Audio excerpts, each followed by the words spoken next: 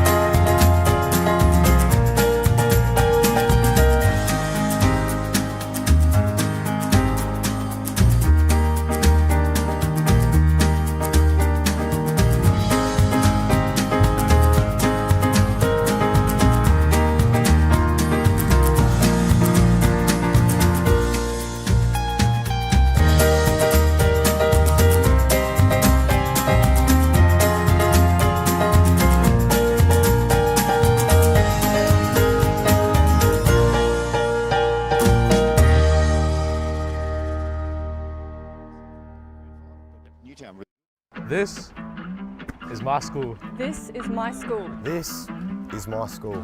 This is my school. This is our center.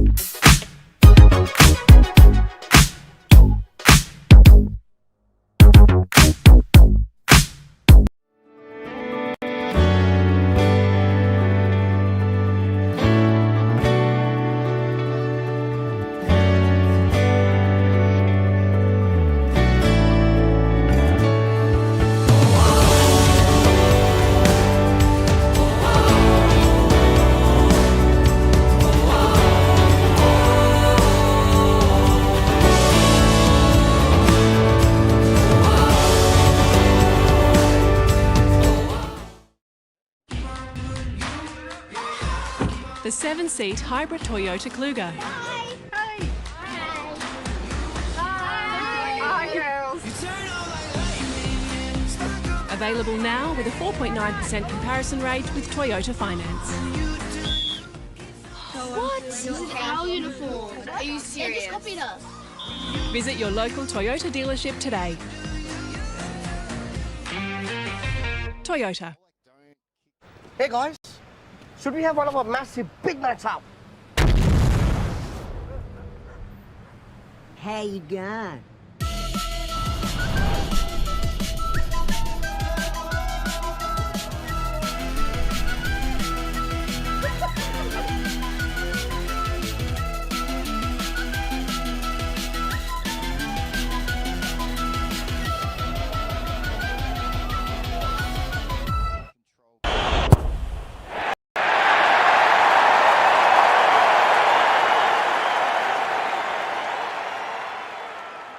for a really good clash.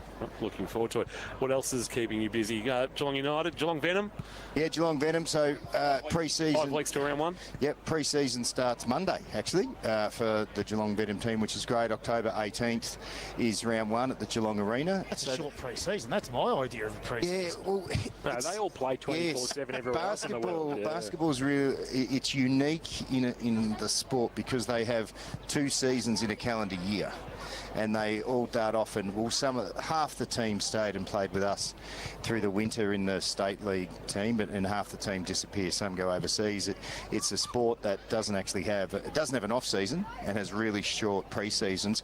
And believe it or not, they then wonder why people get a whole lot of overuse injuries. Unbelievable scenes. But that's a sport that just wants to be unique. So that's what happens. I think it was this time last year you were introducing us to the coach. I think Chris Lucas came and watched a couple of games of GFL finals action. He did, yes, that's right. So he arrives in town. So he's also odd. So the coach lives in South Australia, believe it or not, moves over to Geelong for 7 months of the year. So he'll arrive in town tomorrow, and for a reason only known to Chris, he'll drive over from Adelaide, which is a great use of your time because that'll take 8 or 9 hours and the flight's an hour. But so Chris he'll drive over, and he arrives tomorrow, and he'll be with all those joyous Hawthorn fans on the road. Yes. You think? Can you? Yeah, that's about it. So I haven't got too much news for you. Today will be a good day, good game. Tomorrow, who's playing tomorrow? St Mary's and Newtown. Oh, that'll be interesting. Could be recency bias because St Mary's won, so everyone's all over that, and they forgot that Newtown are all okay during the season. But that'll be another good clash. You'll have to walk up the street and watch it. I'll be here, no doubt. Your under-18s are through? Yep. Yeah, really good game. So Torquay, we actually watched the under-18s last week. Torquay played Joey's, and Torquay were really impressive. But today it was a tight tussle early. Gee, I tell you what, obviously it's been a long time since the 4 of us, or the 5 of us, a very long time for you, Puddle, since we were teenagers. But gee, there's a little bit of uncontrolled testosterone early in the under-18s. They're bumping and carrying on, and I found myself, Kiki, you will love this. I found myself standing, and I was sort of minding my own business, but there were a lot of Torquay parents around. There's a little bit of a scuffle. So they had some feedback for some of our little youngsters. So I felt it necessary to balance the scales. No, who would have thought? I said to them that, come on, it's children, it's underage. So after quarter time, our boys played really well. 16 of them age out next year. So our club, and all 16 have signed to play in the senior group next year at South Barwon. So we potentially some transitioning going on at South Barwon, I think. Players that we would have seen over the last few years, and you've coached that may not be in red, white, and blue next year. Yeah, absolutely. Yeah, and that's what happens. The GFL, as we know, you guys see a lot of games. It's a really good quality competition for the most part. And it is, it's for people that want to play at the highest level they can and balance off. There'll be guys that are playing today that have played AFL, VFL. There's other guys that are still trying to get there. That's the type of competition it is. So I think with the top end teams, probably the top 7, if you're a part of the squad and you're not aiming to play senior footy, this is actually not the competition for you. And that's just the way the GFNL has developed. So, and we'll be the same. That's how that will go. Has anybody indicated yet that they're going? No. Okay. So you have to have those conversations with some players that might be sort of, 35 to 55 on your list. Yeah, we will, and we will provide empathy and clarity at the same time. And it just is what it is sometimes. Like the 16 kids that played today in the under-18s, we think there's 3 that will play round 1 in the seniors, everything being equal across the pre-season. And then the others, if they were available for selection, I can guarantee you every one of the 13 would have played in that reserves game. Yeah, wow. So we'll have to work through that in the kindest manner that we can. I know it's only community footy, but do you do any type of exit meeting with the players post-season? No. No. Recruiting? Oh, there's a big job started. Not massive. Again, because of our numbers, we've spoken to 4 or 5. We're in a really interesting situation. I was talking to Ronnie Watt about it. St Josephs are also in a similar situation. I dare say maybe Newtown as well. A number of people that have contacted us about the chances of coming to our club. We have to be really careful. about the number that we actually have a chat to. So we'll have 3 or 4 new players, but I think that's probably it. It's going to come from underneath. Those young kids will come in, and we're fairly healthy in terms of the boys that were playing in that last month in our senior side have all signed, so we're not losing anybody at that end. So if you get a 3 or 4 pointer in, it makes them very difficult to break into the senior side with only 40 points or whatever you might have. Yeah, correct. I think because we were so poor this year, we pick up an extra 2, so we'll go to 42 points next year. I think that's the way it works, and we might even get a little bit extra kanga in the salary cap to see if we can actually compete against these big lads, Jace. Because we didn't make it to the. You might be in the top 10 power brokers. We've mentioned 11 to 20 so far. You might be in the top 10, Neildy. Well, listen out. That's fair and so reasonable. need to do 15 to 11 just for after. Well, 15 to 11. look, we were struggling for numbers. So number 15 is somebody else who's in the box who's not Potto, not Tom, or not me. Kirsch, I think the great Kirsch. And the great Kirsch is 15. Cam Healy at Torquay, because he just runs the joint in Ballarat. He's the president down there. Well, he decided not to come to the GFL, so that's Isn't that a strange system where you can decide not to come up? Well, if you insert what is called non-mandatory promotion relegation, you can decide. If they had made it mandatory. It's an interesting word you use, Tom. Insertion. I would choose to insert something else in that bylaw. That is correct. That is. But the thing is, yes. If it was non-mandatory, it wouldn't have been Torquay. It would have been Amos, because they were the ones that finished on top. It depends on your rules. Why wouldn't you just go the 2 teams in the grand final up, the 2 teams that can't play down, and we'll just leave it at that?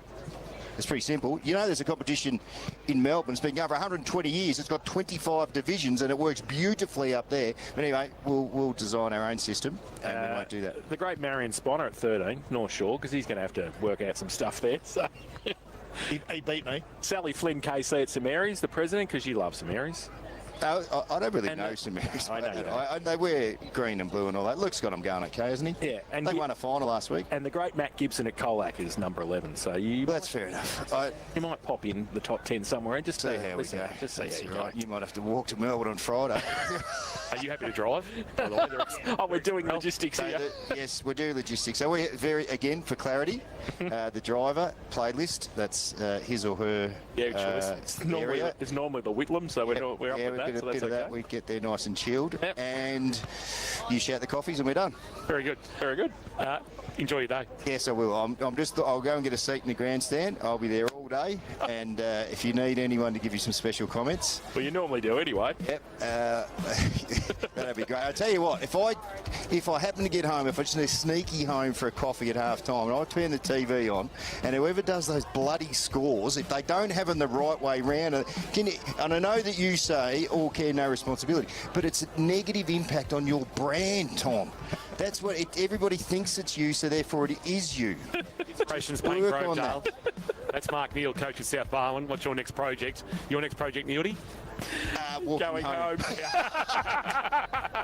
We're going to get out of here. We're before the bands for Team Tyre Power and the Ponds and Norlane Hotel. Win an SUV on now at APCO. Live, breathe, Carrot Footy.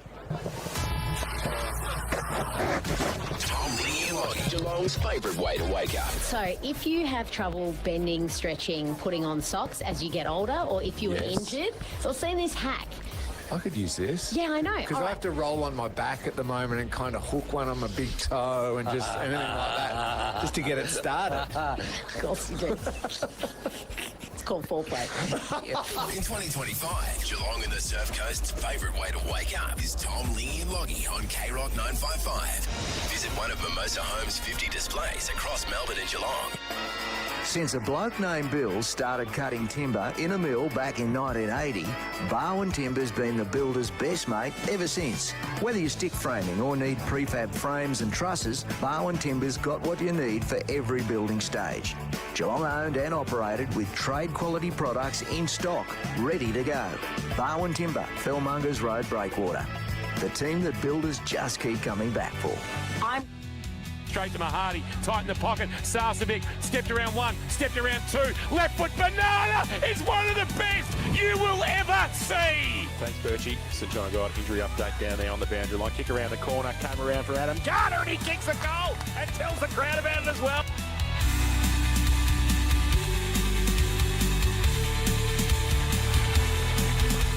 Thrown into the air. Pierce tries to take it out. The ruck, he does, and kick a goal. Right now as McCormack dinks one over the top. Gorwell to the run that's provided by Spokes. Gain 200 from 45. Cody Spokes.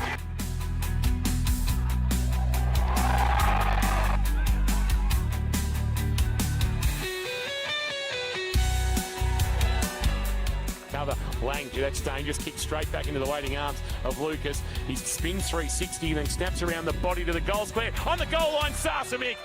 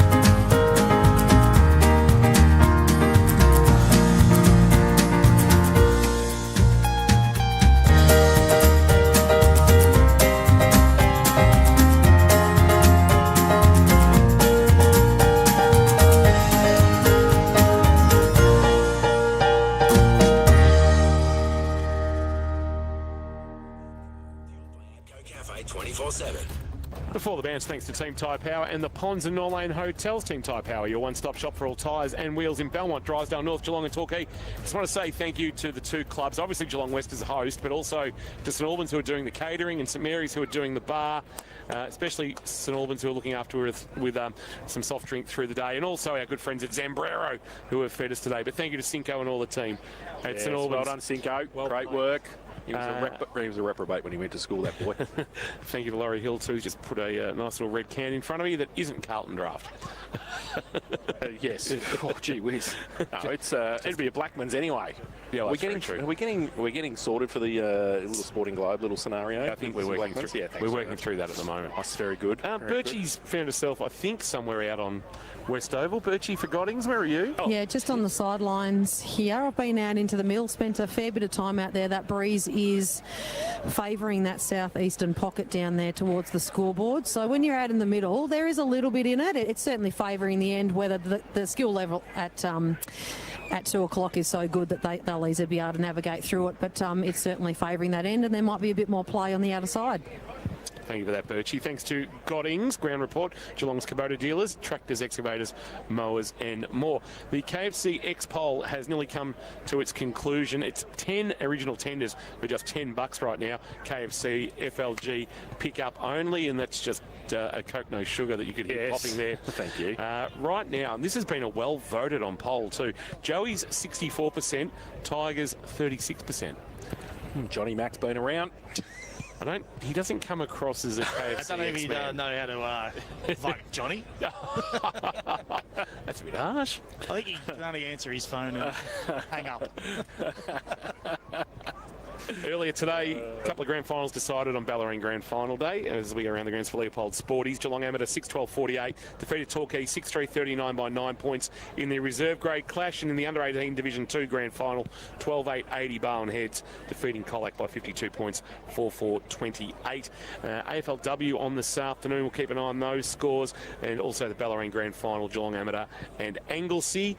First time they've met in the decider. Amos chasing their first flag since 2016. Anglesey, their fourth flag overall and their first since 1999. GFL preliminary final is this afternoon between East Geelong and Bellpost Hill. But we've got the head-to-head for Breakwater Meadowland. Steel projects made easy. Kirsch. Yeah, looking forward to this one, Kingy. We've spoke about it a little bit in the pre-game, just with some of the guests we've had on, and it's the Zidbell versus Chaplin matchup. Now, it's a really important matchup, not only because of the ruck work, but it's really what they both do around the ground. And as we know, Zidbell's a great exponent of that sort of ruckman getting around and taking marks, and getting himself busy inside forward 50 as well. He can go forward and take a mark, and Chaplin's really that matchup that can go with him and probably cause a little problem for Zidbell offensively as well. So, we know Chaplin's played the 7 VFL games this year, and he's had a really solid season, and I think that matchup there is going to go a long way into helping either club win this game of football. So watch for those two. It's going to be a ripping clash. Thank you for that. Steel Projects made easy at Breakwater Meadowland. We'll keep an eye on some matchups for Wombat Gully Plant Farm as well. Players just going through their final warm-ups. We can't be too far away from that. It's still about 6 minutes away. It'd be interesting to see whether they'll just go a little bit earlier with the fact that we have had a significant gap between the reserve grade clash finishing and the senior game starting. They do allow that in case of extra time. Umpires today, Norm Douglas, Steve Ganaccia and Chris Jones. Now, I can tell you that Steve Ganaccia and Chris Jones will control the GFL senior grand final, and they'll be joined by Daniel Wilson for that one. And I reckon that trio might have been, was that last year's trio? Daniel Wilson certainly controlled last year. Steve Ganaccia did. Did Errol? Errol might have done. I think Errol's the emergency this year, Errol Burns. Right. He's doing the Bellarine decider right now. Right now as we speak. There he is. Look at him front and centre on the screen that we can see here down at Printer. He's doing that with Steve Ritchie. He is. And I think Scott McLeod is also controlling that one as well this afternoon. So Scotty McLeod won an All-Thorpe medal back in 99-2000. In the reserve grade with Leopold. So just got the national anthem being performed at Grinder Reserve right now. Birchie.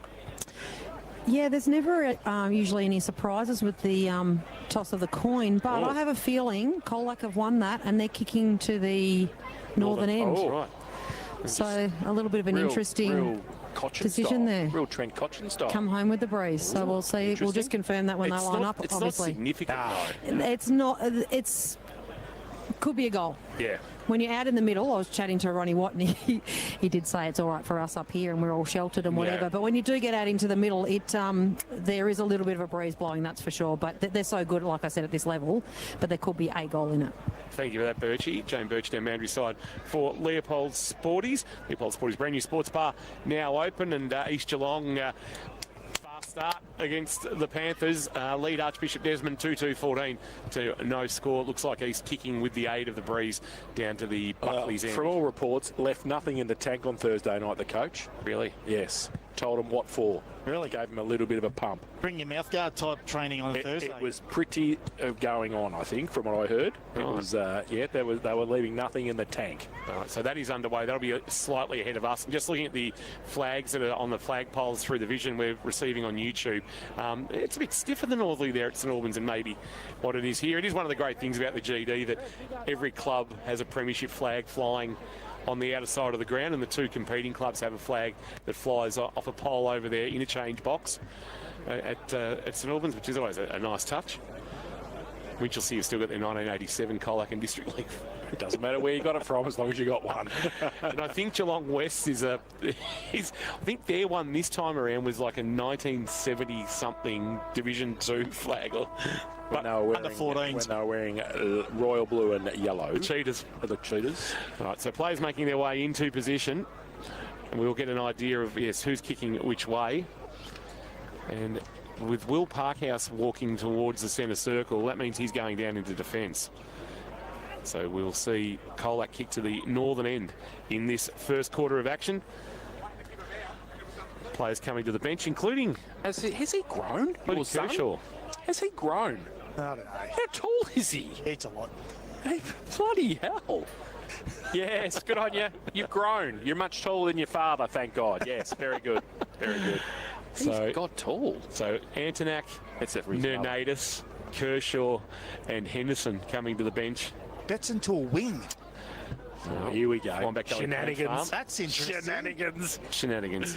Tanner Owen on this near side wing, Lee Gorwell. Let's have a look at the matchup. So James Hickey's gone to Seb Ross for Wombat Gully Plant Farm. Lang. James Hose and Lang. And then you've got McCarthy and Gow. Wow. This is mouth-watering. Chaplin and Zybell to do the ruck work. Joey Chaplin's a great story. Year in the waffle last year. Of course, Tasmanian started Joey's a couple of years ago. Back into the competition this year. Time at the Cats, 7 games, and now ready to go head-to-head with, I would say, the best ruck in the comp in Zach Zybell. I think he's got new socks on too, Zach. Final socks. Harkhouse has gone to Grandy. So second semi-final, just waiting for the final sign-off from the umpires. Last of the crowd to leave the ground, and we'll get this one underway here at West Oval. St Josephs and Colac, the winner into a grand final. The loser will have to take the long route via the prelim next Saturday afternoon against either St Mary's or Newtown. Sure, good crowd in at West Oval. Not a bad day for footy. Umpire Norm Douglas holds the ball aloft. Opening quarter action thanks to Harvey Norman, Carayo and Warren Ponds. Here's Jace. Chaplin and Zybell gets the first ruck down for Colac as well. McCarthy back in the team, can't take it. Hose, he got the footy. McCarthy wrapped him up straight away, and the umpire will come in and ball it up just forward of the centre circle for the Tigers, who are kicking to the northern end in this first term after winning the toss. Chaplin got it down for St Joey's. Ball spills free to Betson, but don't argue, and he threw it, or he kicked it actually. He tried to handball it, kicked it in the end. Ball comes across towards Lang. He's ripped off the foot. He should get a free kick. Umpire said no, play on. Forward of the centre circle now for St Joey's, and we're going to have another ball up. That is legitimately throwing it on your boot. Yeah, absolutely. From Keelan Betson.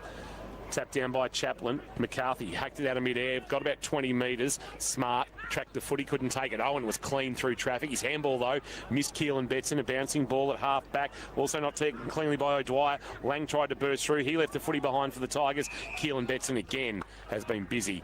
He'll take the footy, get wrapped up, and we'll get a ball up just forward of the centre circles, favouring the Tigers. Kicking to the northern or Melbourne end in this opening term.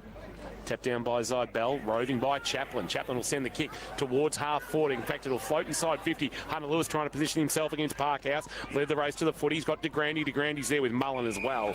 Ball out of bounds, and we'll get it thrown into play right in front of Jason Boris, who's down boundary side for Pixel Sports Media, snapping away some of the finest shots you'll see this afternoon from West Oval. A few light spots of rain dropping here. Oh, Birchie, thanks to Goddings. Boundary rider's nightmare. Wind or rain, probably wind more so, but we'll see how that goes this afternoon. Zybell in the ruck over the back of the pack. Cooper. Handball, well, sort of a handball. Got towards McCarthy, he lost the football. Chaplin, he just plays a bit of basketball with it. Can't pick it up though. Side of the pack, Cooper again, just inside the centre square. Hickey, he dropped the footy. He was too slow. He went left and then came right and dropped the football. And Gorwell will take the free kick at half back for Colac. Gorwell drives a kick towards half forward. Not a great kick, and Luke Webb does what Luke Webb does best, and that's intercept marks. At right half back for Joey's. Tanner Owen calling for it near the interchange gates. If he decides to ignore that and go long, De Grandy to see himself with a run over the top, couldn't take the mark. Parkhouse in front of him was able to bring it to ground. Tigers have got numbers, including Ross, who's just fed a handball to Parkhouse, who was actually lying on his backside at the same time. Gorwell got thrown out of that's a free kick. Umpire Jones has done well to see that. James Gow laying a tackle that actually didn't need to be laid. Say that, didn't need to do that. And Lee Gorwell has it just back of the wing broadcast side. He'll send a kick into the waiting arms, unfortunately, of Tanner Owen. Just standing there intercepting for St Joey's. Owen will bang it long towards forward 50. De Grandy's target, a one-on-one with Parkhouse. Parkhouse played it well, took a good mark, got moved, shifted off the footy by De Grandy, but was able on the second attempt to reel in the mark. A Hamlin hanger from Will Parkhouse. He goes short and finds his coach, Ross. Jack Walters has kicked the first at Grenna Reserve this afternoon for Anglesea as well, so they're up against the Ammos. Ross now at half back for Colac here at West Oval. Goes towards centre wing. Webb goes up, double, 3, 4, 7, 12. Hamlin hanger from Luke Webb. Umpire Jones agrees, and he takes it on centre wing. And the long-sleeved one, as always. He's going to go down the line towards half forward. De Grandy from behind pushes Parkhouse past it, but he got it though. Mullen front and centre was good. Tumbling punt inside 50. Malikan to run back. It sits okay for him. Does it? No, it doesn't. Has to run back now. He gets around. Jack does well. Just sees it out of bounds for a boundary throw in the left forward pocket for the Tigers, and we will have a boundary throw in. 3.5 played in this first term. No score in the second semi-final. Hamlin Holmes, distinctively local with the Hamlin hanger in 2025. Have the ball hurled back into play. Oscar Morrison to do the ruck work here against Zybell. Morrison front position. Zybell maybe from behind one. The tap nearly did his own roving. Reefed out of there by James Hickey. Gave a handball to Morrison. Morrison a snap over his left shoulder is a goal. First blood of the second semi-final. Belongs to the men in red, gold and black. They go to 1 straight 6. Colac yet to score. James Hickey making things happen, and a nice finish by Oscar Morrison. 41 goals for the year now for the young key forward. And they go to 1 straight 6. Colac yet to score. Opening quarter action thanks to Harvey Norman, Cryo and Warren Ponds. Best brands, best range, best prices guaranteed at Harvey Norman. Yeah, Colac have been a bit messy with their ball skills, particularly going in the forward half of the ground, and they've had the 3 intercept marks, St Joseph's, but they've just gone down the line a lot the last 4 kicks, St Joseph's. So, you know, that was a deeper entry, but I think they're going to need to take the ball off the line. So back to the middle. Good start by St Joey's. Zybell goes up against Chaplin. Comes towards McCarthy. Hickey's waiting for him to pick it up so he can tackle him. He does in the end. Handball from Hillman. Got it to Ross. Left foot.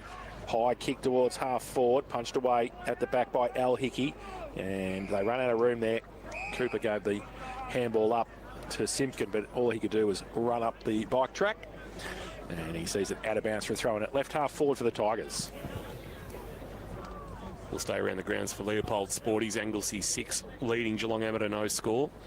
Last score from the GFL prelim, 14 playing zip. East Geelong leading Bell Post Hill. Colac look to go inside forward 50 for the first time. Onto the footy, Simpkin. Handball release. Chance for Chase Murray in game 50 to get the reply.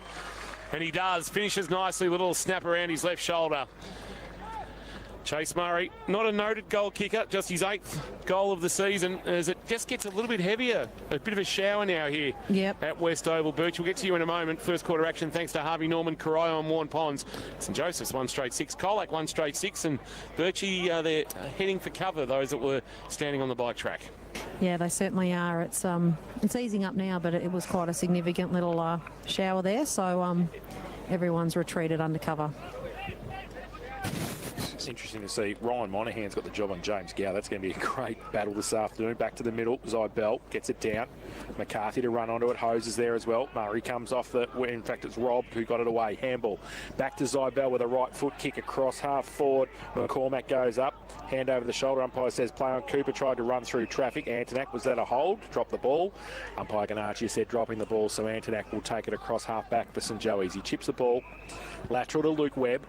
He goes short again, or was that... I don't think that was a mark. Gow had to try and get it back to Webb. He does. He gets a clearing kick towards centre wing, and coming up and meeting it is Paddy de Grande on centre wing for St Joey's. Handball release, run provided. Kershaw bangs it long inside forward 50. Too much on the kick for Lewis. It'll roll into the forward pocket. Edwards there. Crash of bodies with Buchanan. Kick quickly out of the pack. Malikan, and back with the one hand. Spokes. He's able to reel it in. So 200 games last week for Cody Spokes, with his seniors and reserves combined. Ryan Monaghan game 200 today. We believe they're all first 18 games. Kick to the wing. Fly, but no mark taken out there by Cal Mitchell. Here's Webb. Just steamrolled over the top of Hillman and creates an opening. A chance to go inside 50. De Grande's kick. Edwards the target. Edwards the mark. Just bullocking play there on the outer side. Luke Webb just said, get out of my way. And that opens the door to a shot at goal that'll come from Joel Edwards in the left forward pocket. Yeah, that's what they'll be looking for, those marks inside forward 50. Both teams sit 1 and 2 for marks inside forward 50, averaging about 20 each. So that's the key to both teams. If they can get in there quick to a one-on-one, they've got those strong forwards to take those marks. Joey's Junior, a couple of years at North Shore, now back at St Joey's. Left forward pocket, tight angle, not bad. Wonderful finish. Metricon goal of the day contender from Joel Edwards. Tight in the left forward pocket. Found some daylight to put the red Sharon through. And St Joseph's double their score. They're 2 straight 12. Colac 1 straight 6. Opening quarter action. Has gone 8 minutes on the Barn Foods time clock. And we're here for Harvey Norman, Corio and Warren Ponds in this first quarter at West Oval. And that's their go, St Joseph's. You know, we spoke about before, got to get the ball off the line or change some angles, and that's what they did. They got some run, some handball receives, deep ball inside forward 50, and they give themselves that chance to kick the goal. So 2-1 at the moment for St Joey's through that Joel Edwards major. Back to the middle, Chaplin and Zybell. Zybell gets it down, comes back towards Chaplin, tapped on towards Antonak, held on to, should get a free kick. And will. So right in the middle of West Oval, Louis Antonak for St Joey's. He'll try and drive it deep forward, he plays on, runs his measure, kick was off target. And he turned that well and truly over to Lockie Simpkin, who's standing by himself defensively. inside 50. He's been indecisive. He goes to the outer side now with the kick, looking for Zybell. Why wouldn't you? But he got the arm chop, I think. Yep. Just as well too, because Joey's had a couple running the other way. Zybell at half-back for Colac. 9 minutes played in this opening quarter, and Joey's 2 straight 12, Colac 1 straight 6. Zybell just hangs a kick towards the outer wing. Big spoil from behind Cooper to bring it to the front of the pack. Here's Hayes for the Tigers. Snap over his left shoulder to half forward. Simpkin being held, I reckon, and will win a free kick. In fact, it's Hillman, I should say. Back into the side, Luke Hillman hasn't played since round 16. 9 games for 25 goals, but in and out of favour this year. A high ball into the right forward pocket. Luke Webb positions himself but couldn't complete the mark. Off the hands of the pack, Rob. Out of 1 tackle but not out of 2. That's holding the ball. Good tackle laid by Harry Smith, who will take it in the left back pocket and hold things up for St Joey's for the moment. They lead 12. Colac 6 opening quarter. 9 3/4 played on the Barham Foods time clock. So Smith, last line of defence, was looking sideways, but he elects to go straight down the ground towards a big pack. Oh, Zybell in front. Good mark. And he chips the ball short towards Spokes across centre half forward. They've opened it up on the fat side. He comes towards centre half forward. The ball comes out the back. Hickey's handball over the top was good. Webb just works around smart. Left foot kick over the shoulder towards centre wing. It's a 2-on-1 for Colac. And in the end, Hunter Lewis probably does pretty well to see it over the line for a boundary throw-in. And it will be right where the interchange is for both sides this afternoon on West Oval. Quite on the injury front early, Birchie, despite the fact the game's being played at a fairly decent pace. Yeah, no injuries to speak of. St John got a hospital, caring for our community for 50 years. Zybell grabs it out of the ruck after removing Morrison's handball that was intended there for Giblett was knocked down, but Giblett was able to take it and bang it long inside 50. Liam Betson, good take and release to Webb. Webb's kick down low for Keelan Betson. Well, not paid a mark, so a handball back to Luke Webb. Webb then has had an absolute Riley O'Brien off his boot, and it's going to end up with Giblett. He gets a handball up, buffeted off the ball was Monaghan, and they're away St Joey's towards half forward. Gow involved. Edwards puts his arm out, waits for the bounce, tries to knock it to advantage. Malikan played it well, took possession, and then fired a handball out in front of Hayes, who's got a Gow, bang! Put him on his Tijuana. Oh, it can't be a free kick. It was a hip and shoulder. It's still in the game, a hip and shoulder. And it's a free kick to Cooper. He's on the outer side. So Hayes now on centre wing, drives it long towards half forward. Big pack there, Adam Garner at the front. Falls towards Monaghan, gets the kick around the corner, tapped on intelligently by McCormack. Couldn't keep it in though in the field of play in the end. Lucky they didn't, because Joel Cooper was standing all alone at the top of Colac's goal square. Was. Kingy, there was a funny moment down here. I hesitated before when you crossed to me because someone yelled out and it sounded like Jane, but it was Chris Hickey yelling out James because he was heading to the wrong bench. Oh, wow, there you go. Well done, Birchie. Downstairs for Leopold Sporties. Now the ball, Garner threw it in the tackle there for Colac, so St Joey's going to take the free kick where James Gow's just getting up, taking his time there. He got smashed in the tackle. Nanatus, he goes to Gow, so he's recovered sufficiently. Rain just being persistent now too around the ground here at West. He goes short to Henderson, who, well, those boots are bigger than the brighter than the lights at St Joey's. They are very bright out there. He goes wide. Keelan Betson takes the mark, so they're just tacking Australia 2 style. Betson's got it on centre wing. He does, and he'll send it into the left forward pocket. Coming with a run and jump. Edwards, can he take the juggle? No, he can't. Can't find it at ground level either. Ball bobbling around where it's locked up by Ross. And at the bottom of that pack might be Nanatus, and we'll get a ball up at left half forward. In fact, it's Tanner Owen getting to his feet. Umpire Douglas puts it into the air. Grabbed out of the ruck. McCarthy maybe held without it. Umpire didn't see it that way. Trying to knock it to advantage as Keelan Betson couldn't. And Owen a handball on the up. Al Hickey was knocked down, but Al Hickey tried to barge his way through. Lost it in the tackle. It's physical at the moment. Wonderful smother. Cal Mitchell on the kick of Gorwell. Forces a spillage, but Gorwell comes again. A soccer off the ground, and then he's taken away by Owen. Handball. Antonak shrugged the tackle with brute strength. Burst through, but then kick went skew whiff. Might have been smothered as it went up the chimney. It goes towards the centre of the ground. Who's it going to sit for? Simpkin it does to Giblett. Bit of a candy. He goes with a right foot kick in the end for Colac. Deep forward. Garner stood up. Nearly got hit in the face. Josh Garner style. Ball spills free. Handball over the top by Hillman. Back towards Garner. He's got 2 against him. Liam Betson was one of them. Tanner Owen was the other. And he gets wrapped up in the tackle, and we'll have a ball up about 40 out from the Colac goal. So, chance now for the Tigers. They trail 12-6. His first term, Garner gets it over his head towards McCormack. He gets wrapped up straight away. The ball spills through. The umpire says play on. Ball still at the back of the pack. Comes towards McCarthy for Colac. Handball to Simpkin. Left foot kick from Joffy. High up the chimney towards the top of the square. Webb. Oh, coming back. Great mark. Al Hickey. Hamlin hanger contender from Al Hickey right on the goal line. And he gives it away by foot to Luke Webb. And Webby just prances around half back. And you'll get a downfield free kick. He was dealt with after getting rid of it by Joel Cooper. And Hunter Lewis will be the recipient at true centre wing. Broadcast side, West Oval on a Saturday afternoon. Showers about. It's a shank off the boot. It's going to work out all right from Hunter Lewis as it finds Harry Smith. Left footer driving ball. Morrison's target Zybella, double fister, rolled through the legs there of Hose. Chance here for Hayes. A high kick for the Tigers to the wing. Jaron McCormack will come with a run and a flight off that big bicep of his. Harry Smith quickly sends it back inside 50 for Joey's. Giblett couldn't take it. De Grande bursting his way through. Was pulled as he kicked. And it dribbles off the outside of his right boot. And we'll get a boundary throw in the right forward pocket. Almost 15 minutes played. It's pretty frenetic out there. It is. It's a lot of ground ball at the moment and really still feeling each other out. But you got to put your head over it at the minute. Boundary throw in right forward pocket. St Joey's into attack. They're 2 straight 12. Colac 1 straight 6. 15 played in this first term here at West Oval. Second semi-final boundary throw in. Short. Edwards tries to tap it in and only goes as far as Zybell's head. Little short toe poke. I mean, as far as Hunter Lewis on the wrong side for a left footer. Lost the footy in the tackle. Hayes on hands and knees for Colac. Now Malikan off a step. The skipper goes with a kick out wide, but it's only going to be as far as Oscar Morrison, who stands behind the ball and takes the mark on centre wing. St Joey's. There's only about 3 players behind him, so everybody in front of him as he kicks this ball in forward.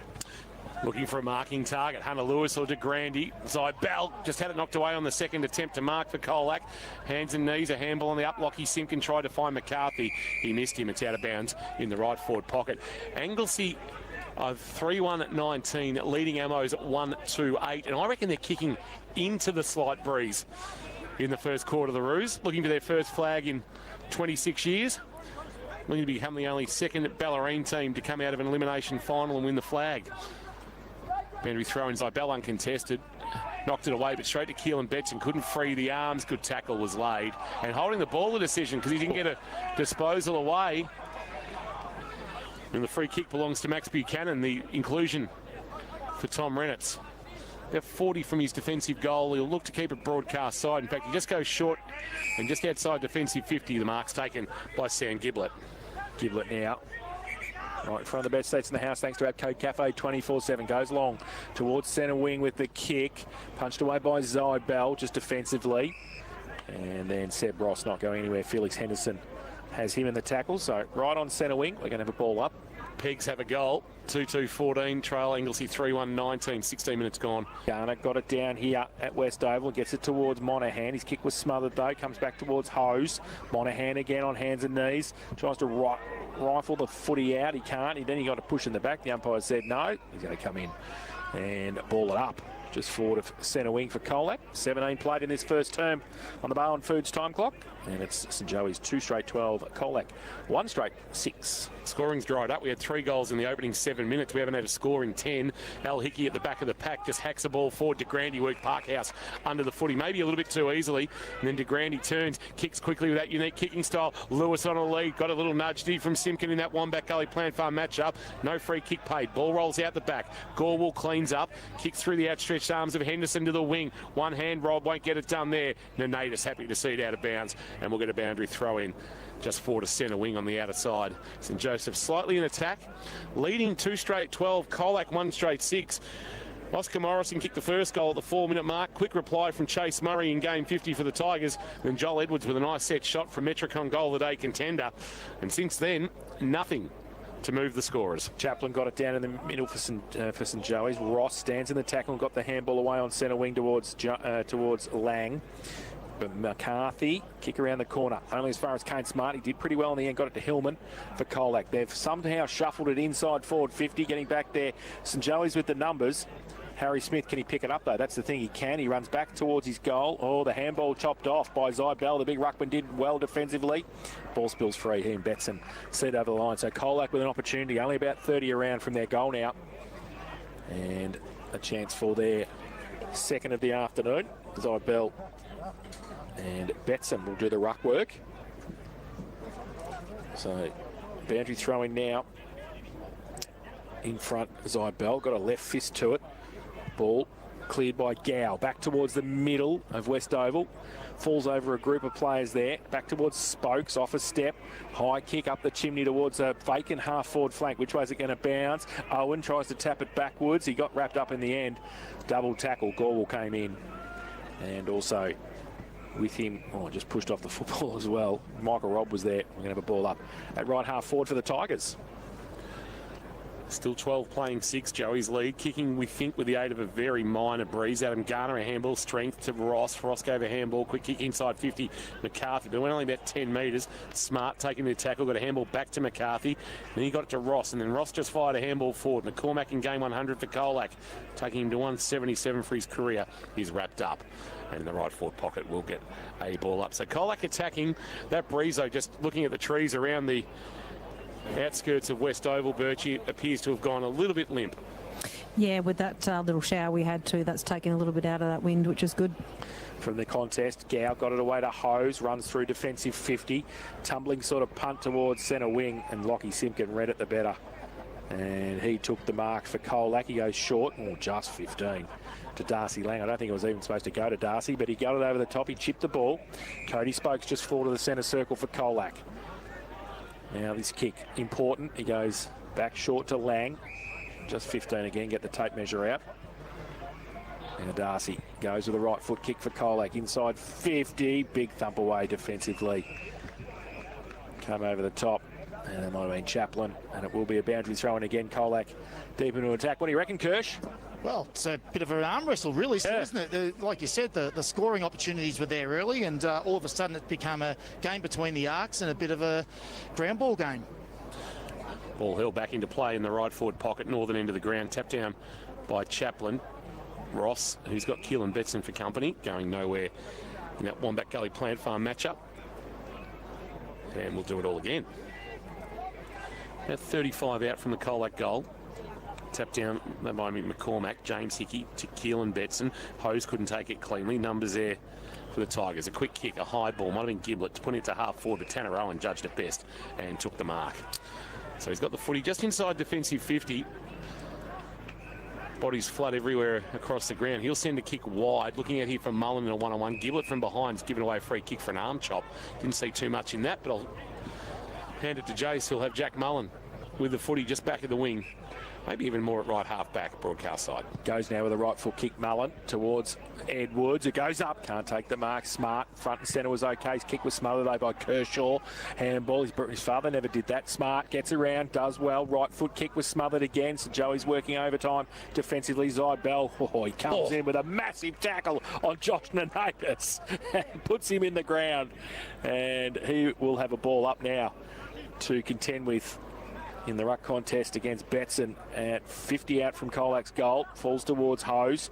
Leaves in the end for Hickey. He can't pick it up though. Now he can. Handball by James. Back to Betson.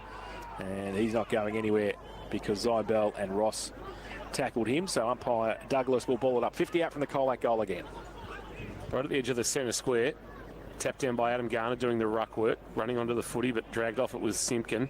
Another Joffy. And he's going to get a free kick for being held. I don't think he took possession, Kirsch. And it's got to be paid, and it was. And he turns and kicks quickly. A lead comes. Joel Cooper, he's going to get a free kick. Didn't go 15 and take the mark anyway. Darcy Lang tries to knock it back into the space being occupied there by Hillman. Chance to clear for Hose. He'll send a kick towards the wing. Hunter Lewis and Lockie Simpkin. Oh, wonderful. Lockie Simpkin one-on-one. Takes a Hamlin hanger. That is a tremendous mark. Lewis trying to work him off the footy. Simpkin didn't move off his line, and he held onto it on his chest. Took a wonderful grab, did the veteran. So he kicks it wide to Chase Murray, who takes the mark and just called to play on now because he didn't have much to kick to. Morrison gets down. In fact, it might have been Owen. The ball comes in. There's a free kick for a hold, said the umpire, so Joey's going to take it. And the free kick's going to come back to Cal Mitchell. So he is at left half back for St Joey's on the outer side. Drives it long now towards centre wing. De Grande goes up. Morrison as well. Lang, Spokes in front and centre was good. He got the ball away. Simpkin under pressure. Threw the handball out. Antonak's handball was quick too. Gow got it a hose across half back. Now he gives it inboard to Harry Smith. Now they're running. Antonak, which way? He goes straight down the middle. That's the way to go. Morrison gets back there over the back. Dangerous positions here. De Grande can't keep it in. Or that was nearly insufficient intent. And the umpire says, throw it in. Oh, I tell you what, Will Parkhouse, his out clause was only the boundary line then. Umpire Jones says, no, let's throw it in 20 around from the St Joey's goal. Certainly didn't look for another option. No, he did not. As it has since the 7-minute mark, 12 plays 6 on the Harvey Norman Cryo and Warren Pond scoreboard. Adam Garner, the ruckwork, won the tap down. Henderson, the roving, locked up by Lockie Simpkin and going nowhere, and we'll get a ball up about 25 out from the St Joseph's goal. Attacking the southern or Church Street end in this opening term. Tap down may have been by Morrison. The roving by Cody Spokes for the Tigers. A high floating ball to half back. Ball knocked to the front of the pack. Hose was clean. Handball release. Harry Smith on his non-preferred right, if you don't mind. To the right forward pocket. 2 Joey's fly. De Grande, one of those. Front of the pack, Mullen. Handball back. Lewis went to ground. Got a handball away. Chafer under pressure. Had it stolen away. And Monaghan clears. But he'll send it straight down the throat of Luke Webb. He's at the point of the centre square at half forward, Webby. And he's going to drive it back in for St Joey's. Which way is he going to go? He's got Mullen short. He's going to go further, though. He's going to go into the pocket. He looks for De Grande, who goes up. A couple against him at the front. Colac with the numbers. Handball shuffled out. Goes now by Monaghan towards half forward for St Joey's. Coming the other way, Webb. Smith, handball to Webb. He was good. His handball inside, though. Set a task for his teammate. In Gow comes back. Coming the other way, Simpkin. Handball over the top. Hayes under pressure. Got the right foot kick. Clearing towards McCormack. It's a good out. And Jaron takes the mark in front of the best seats in the house thanks to APCO Cafe 24/7. Tried Demi Jaffel today and a 50-metre penalty against Cal Mitchell, who's having a chat with umpire Jones. And well, I don't think is that a 50? Well, it is. Oh, gee, umpire Ganache nearly got cleaned up by Joel Cooper. Short kick by McCormack, barely went 15. The mark's paid to Seb Ross. It would have been 8. Ross turns and kicks quickly with that trusty left boot, sends into the left forward pocket, and judging at best, that's a good mark. Taken back there by Nenatus, who's one of those guys that you just know has to play well to keep holding his spot. Kick, though, to half back isn't a good one. You give him a wrap and he turns it over, and Adam Garner is the recipient at left half forward. Front of the grandstand here, the newer facility. A long ball inside 50. Big spoil was a backhander from Cal Mitchell. Clearing kick from Hose. But his kick's not going to go as far as Spokes, although couldn't take it. And Oscar Morrison was clean off the pack. Sends a kick wide. Edwards back with a flight. Sure, that's a free kick. Malikan could only give a free kick away for front on contact. There's nothing else Jack Malikan could do there. And now Malikan's making life difficult for Edwards to find the footy, and he'll take it just forward to the wing broadcast side, Joel Edwards. That was beautifully played by the skipper of Colac. Oh, Edwards' kick is an absolute mung up the hill. Goes towards Chaplin. He can't take it. Chase Murray, he just threw the footy out towards James Hickey. Cross half forward for St Joey's. Shuffled a little handball out. Dangerous, though. Mitchell couldn't take it. He gets it back. Kicked by Harry Smith for St Joey's was smothered. Goes backwards towards Henderson. And he is mobbed straight away. I'll have the ball up. Centre wing on the outer side. We've played 27 minutes in this first term. It's St Joey's 2 straight 12. Colac 1 straight 6. And that's on the Harvey Norman K-Rock first quarter scoreboard. 31-15. Anglesey lead Ammos late in the first quarter. And our correspondent at the ground say they are all over them at the moment in general play. Tapped down by Chaplin. Ross the roving. Lost it in the tackle. Monaghan will try and pick up the loose footy. Deflected off the thighs of Felix Henderson, and that is quarter time. A quarter that we haven't seen a score for 20 minutes. St Joseph's 2 straight 12, Colac 1 straight 6. 4 minutes in, Oscar Morrison gave us our first goal of the day. That was followed quickly by one from Chase Murray for the Tigers. And then Joel Edwards goaled nicely from the pocket at the 7-minute mark for a 12-6 St Joseph's lead. But from there on, we've had no score added as it's become a real arm wrestle here at West Oval. Second semi-final.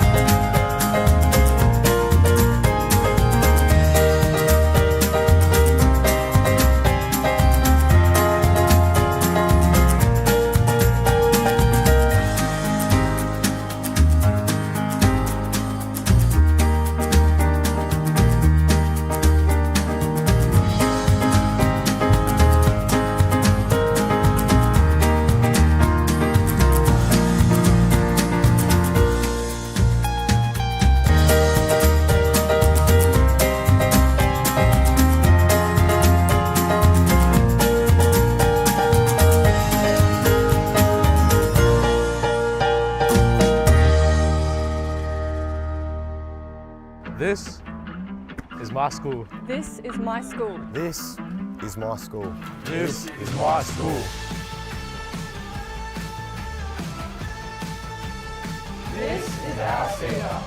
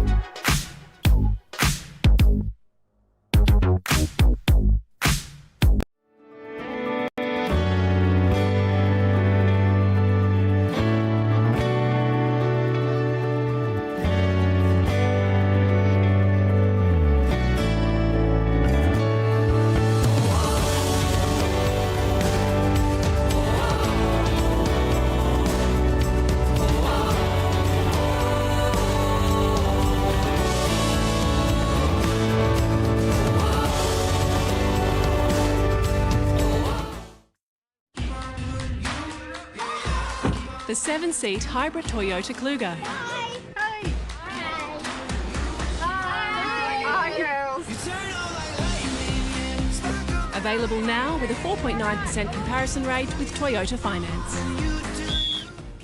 What? This is our uniform. Are you serious? They just copied us. Visit your local Toyota dealership today. Toyota. Hey guys, should we have one of our massive big nights out? How you going?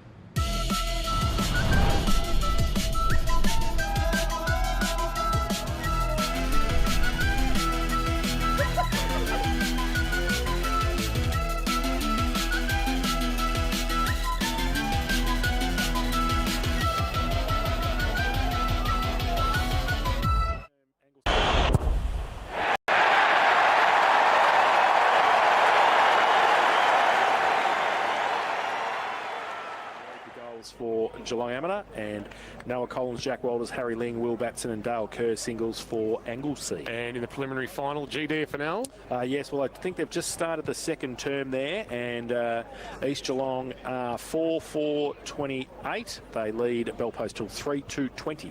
Ash Whitney turned 40 during the week, so a nice 40th birthday present would be a booking a berth in the grand final for the Panthers. AFLW, Collingwood 41 lead Sydney 17, 12 minutes into the final term. And in the opening quarter of the clash between Carlton and Gold Coast at Icon Park, the Blues 7 lead the Suns 6. Kirsch, what did you make of that opening quarter? Thanks to the Sporting Globe. Drink support, Rory Street, Geelong. Well, the first 5 to 7 minutes, Kingy was pretty promising. We saw some scores, we saw some aggressive ball movement, but after that, she turned into a real ball on the ground, real struggle, real battle, real contested situation. And I mentioned it off air, there's just been a lot of ball down the line, like long kicks down the line. No one's willing to take the ball off the line and try and create some play, open up, get the ball to the outside. There's been none of that at the moment. It's a real stalemate.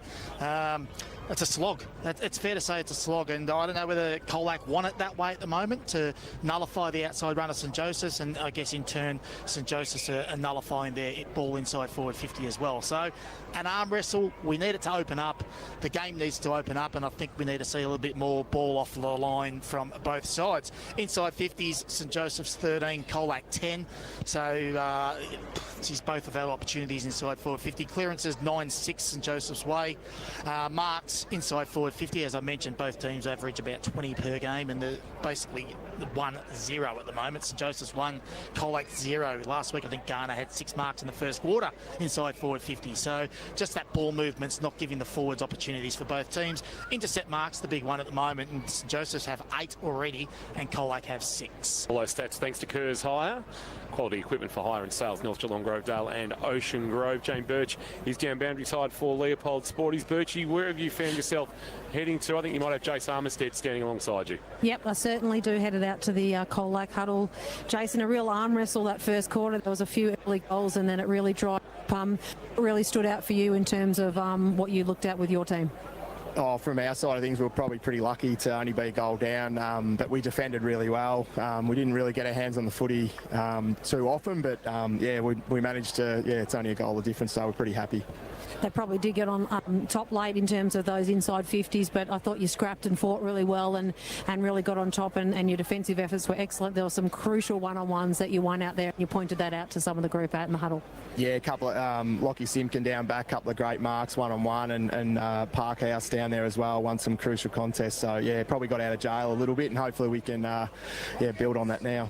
Thanks for catching up with us. Good luck. No worries. Thank you. Chase Armistead there, the co-coach of Colac. Thank you, Birchie, down boundary side for Leopold Sporties.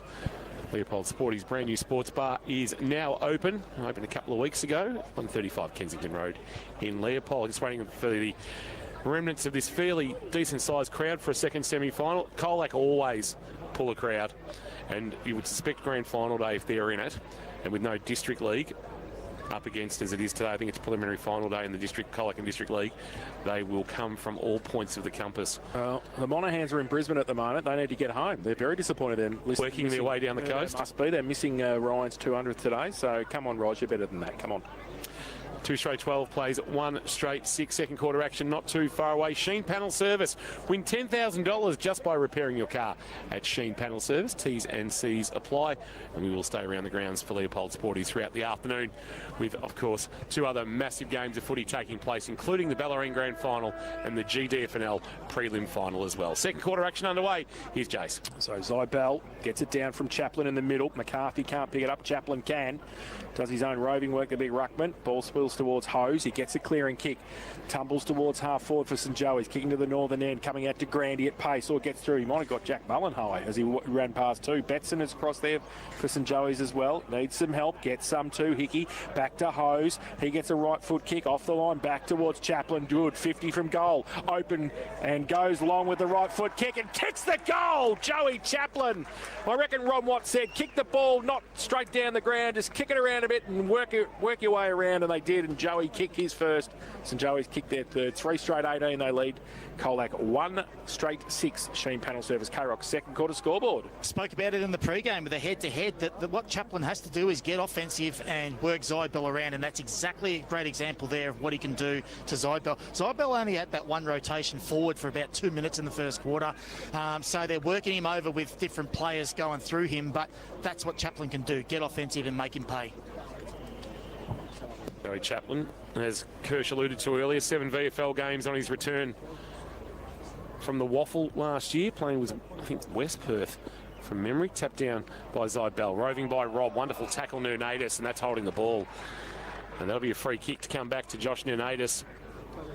He's a great story, of course, as we know. He started last year at Apollo Bay and then became an important part of the Joey's lineup in its run to the minor premiership last year. Kicks long, looking for Chafer out on the lead. Haven't called his name this afternoon, Mitch Chafer. Swings onto his left, 60 from goal. Long ball, looking for Edwards. It's 2-on-1. Zybell did well, brought it down. Parkhouse, Chase Murray.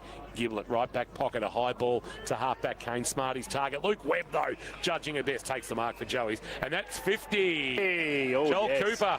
Well and truly. So there's some chat that it might have been touched off the boot as the call back behind play, and Joel Cooper, I think he's arguing that with umpire Ganaccia. Now the umpires have got comms in, so he would have heard a call of touch from another umpire, Kirsch, and as a result, 50-metre penalty. And Luke Webb, who's not a noted goal kicker, just the one for the season, this for the 50th of his career, and he puts it through from the top of the square. And all of a sudden, they're out by 18 points. Back-to-back goals in the first 2.5 minutes of the second quarter for Sheen Panel Service. Win $10,000 by repairing your car at Sheen Panel Service. T's and C's apply. St Joseph's, 4 straight 24. Colac, a 1 straight 6. Cooper's down the ground in the first quarter also gave Oscar Morrison a goal. He's the first of the day, and now that's cost a goal as well. So that's 2 going against Joel Cooper at the moment for a bit of, that one might have been a bit stiff, but still, it's a 50 in the down the ground that have cost his team 2. Well, you've got to play to the umpire's call, and if they've paid the mark... Yep, absolutely. But if the umpire down the ground has paid touched, the umpire's going to have heard that in his comms. That's all right, and they didn't, so didn't happen. Back to the middle, Chaplin got it down, rode by McCarthy for Colac, got a kick. Up the chimney towards centre half forward, Simpkin comes across, punched away. Defensively by Al Hickey for St Joey's. Ball spills free. Gorble. Quick little kick. Inside 50. Garner goes up. Can't take the mark. Chase Murray front and centre. Was pretty good for Colac. Held it in there. Close. Simpkin. Handball over the top towards Al Hickey again. He gets a clearing sort of kick towards Hose. He can't take the mark, but he'll get the free kick for a little bit of a chop. And James Hose inside defensive 50 for St Joey's to take the free kick. Front of the scoreboard that shows Joey's 4 straight 24, Colac 1 straight 6 thanks to Sheen Panel Service. A long ball to the outer wing coming up to Grant. He won't be paid the mark. He had second touch on it, but he was able to get a handball. Chafer, James Hickey, back to Chafer. Chafer a handball off. Tanner Owen just says bang. I'll send it towards right half forward. Hunter Lewis couldn't mark. Front of the pack, Mullen overran the footy and out it goes in front of Parkhouse. And at right half forward we'll have it hurled back into play. So all St Joseph's to start this second quarter as Cody Spokes is in the hands of the trainer for St John of God Hospital. Keep an eye on that. Birchie in back play. He's just hobbling away. I'd say he's coming to the bench. They can ill afford to lose a player of his experience and quality. Looks like a knee injury to Birchie, so keep an eye on that.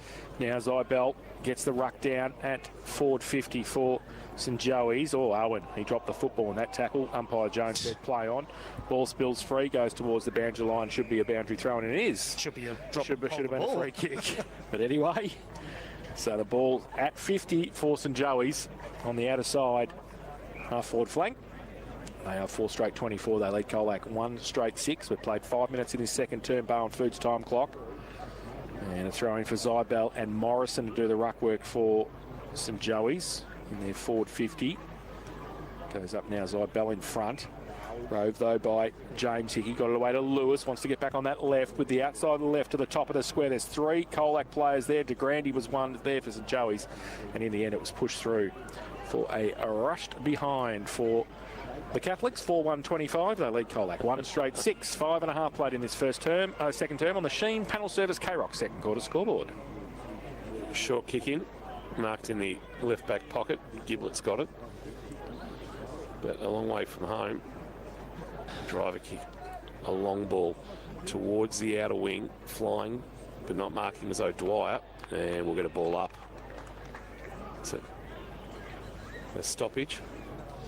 Spent a lot of those so far. Both teams averaged 350 plus possessions. It's not going to be those days today. Zybel winning the tap down from the ruck contest, tracking it towards the boundary line. James Hickey's been busy, got a handball away, and Hillman has wrapped him up holding the ball. It should have been 52. He pointed that out. Quick handball off. And then a long ball from McCarthy towards half forward. Clears Adam Garner and will roll out of bounds for a boundary throw in. Left half forward for the Tigers. 1 straight 6 Colac.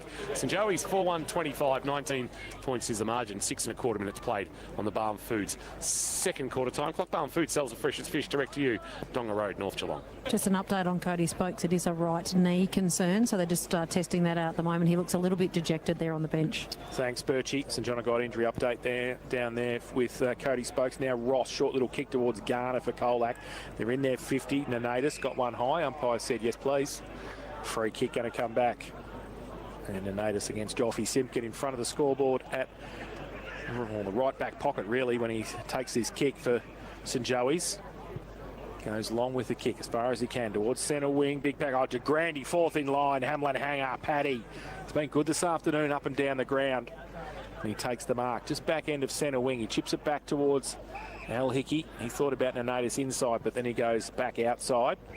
And back to De Grande on centre wing. Parkhouse stands the mark for Colac. He comes back to Harry Smith, so he's got Cal Mitchell back inside defensive 50. Comes lateral to him, takes the mark, tries to open up broadcast side. He chips the ball towards Hose. That's dangerous. Murray and Rob right next to him does well. Micah Rob needs some support though, didn't get any, and the handball away to Antonak. Antonak will burst away, a bounce maybe, and then the outside of the right boot, a long ball inside 50. Hunter Lewis his target. Lockie Simpkin couldn't mark, but Jack Malikan, who's playing with a little bit of tape under that chin that got opened up last week, takes the mark and goes short with the kick.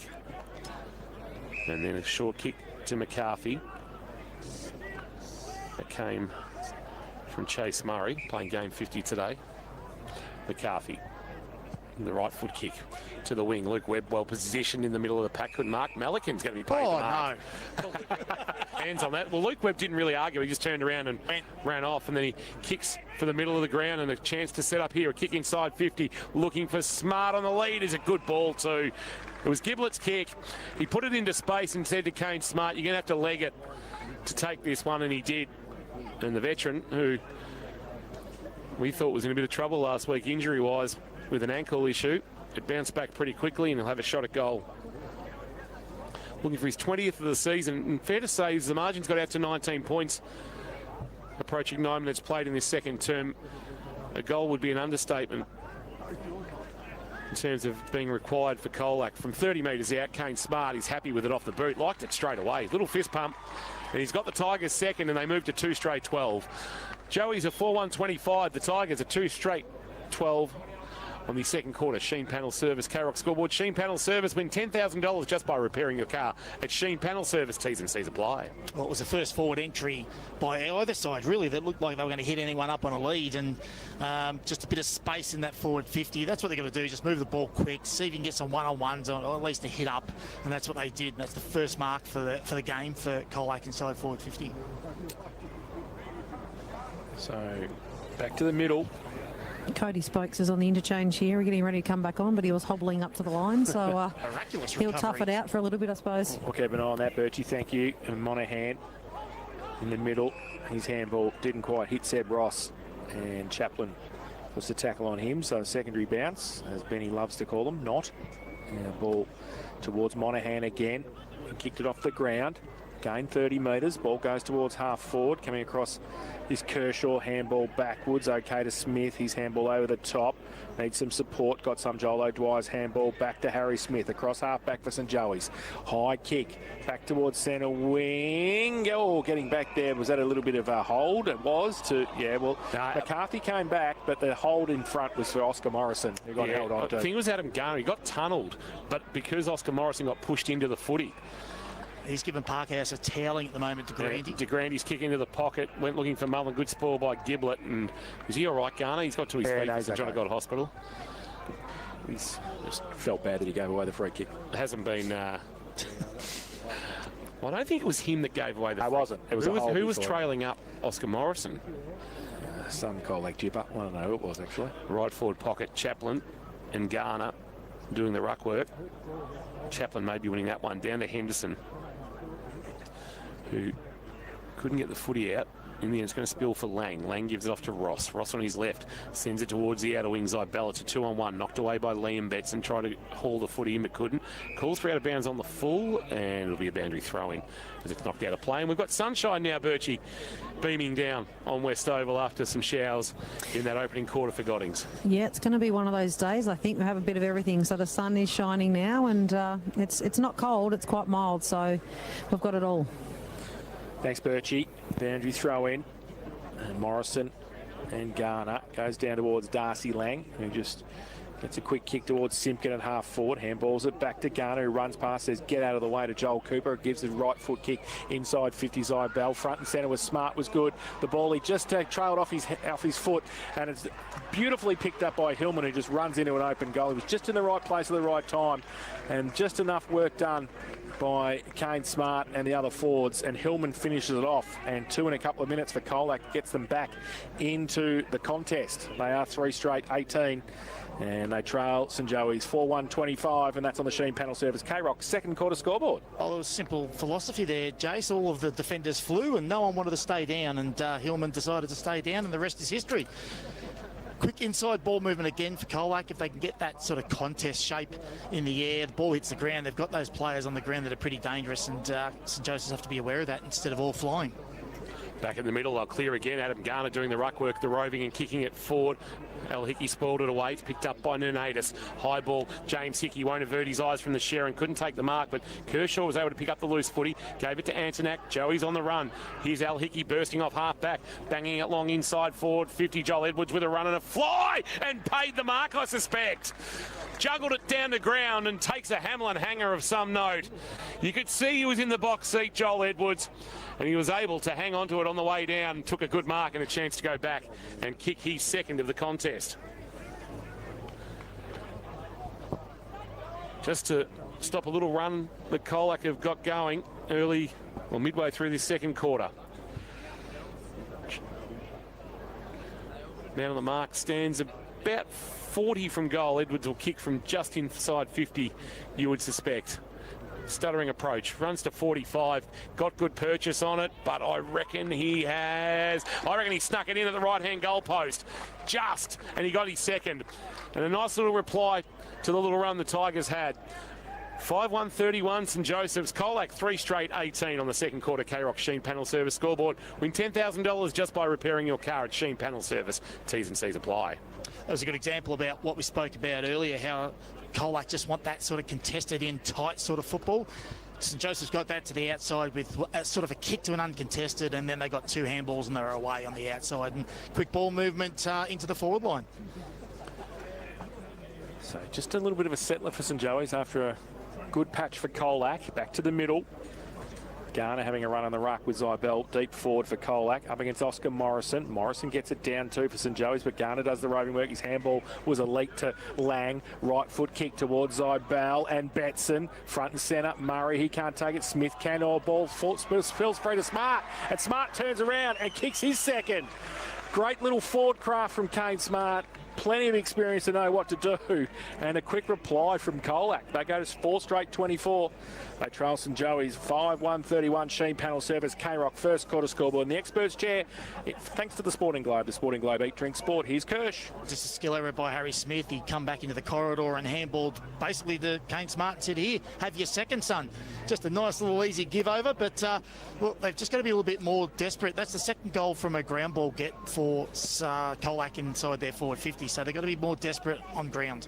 Mitch Day's just mugged Tev Noffey on the wing at Coppards Road and won a free kick for holding the ball. Kick inside forward 50 for Colac. Cal Mitchell a handball to Nunadis. No room to work with. He's out of bounds and will have it thrown into play.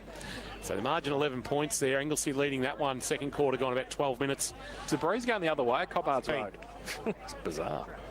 Well, no breeze here now, thanks to Goddings at West Oval, and just the way you like it here at West with the sun shining. Wow, nice little palm down Adam Garner. Lang hit it at pace, but they were awake to it, Hose and James Hickey, and impeded his progress, and just hasn't had the influence as he did last week, Darcy Lang, yet, but that's a lot of footy left in this one. Right on 50, ball into the air. Oscar Morrison uncontested, won the tap down. Ball's going to spill for Gow. He just jams it on the boot to the wing. De Grande and Parkhouse. Parkhouse in De Grande's pocket. Oscar Morrison took the footy, held without it maybe in the end because he never took possession. Umpire didn't see that way. Wonderful pick up Hose. Hose a handball release and Henderson's away. Henderson now goes inside forward 50, but he had 2 St Joey's players screaming for it, Mullen and Lewis, and he kicked it straight to Lockie Simpkin, who unfortunately for him plays for Colac. And he picked him out beautifully if he was a forward. So Simpkin goes towards De Grande over the back. Can't take a Giblet. Hayes. De Grande does beautifully. Tried to get it to Nunadis. Oh, coming the other way. Nunadis went straight through him. Cody Spokes is having a mare. And he gets the free kick at half back. And Church can't believe it. It's going a bit soft this game. I know Hunter Lewis is a good player, but the way he sort of, after that kick didn't come the way he wanted inside forward 50, it doesn't endear you to your teammates. Bit of insolence. Yeah.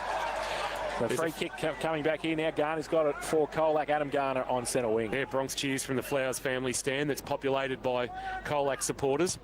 He just lobs a kick up for Jaron McCormack to run onto. Harry Smith got in the way. Had to play spoiler McCormack. Lang did the roving. Fired a handball out wide. Jack Malikan, not a noted goal kicker, so doesn't have a shot. He goes short with a pass that barely went 15 to Micah Robb. And he'll go back and have a shot to try and pull this margin back to 1 point. An entertaining second quarter, it's fair to say. We've had 6 goals through the opening 17 minutes on the Sheen Panel Service K-Rock scoreboard. And Micah Robb coming off 3 goals last week. Just the 11 possessions, but he was real bang for buck when he got the footy. The left footer from Elvie. From 35 metres out, hangs it into the afternoon sky, and it stays out to the left and through for a -4, and the margin is 6. So the first blemish on the Colac scoreboard comes at 17.5 minutes played on the second quarter Barham Foods time clock. 4-1-25 the Tigers, 5-1-31 St Josephs. And we are here thanks to APCO Cafe 24/7. Try Dimmy Jaffel today. So Luke Webb kicking in duties for St Joey's.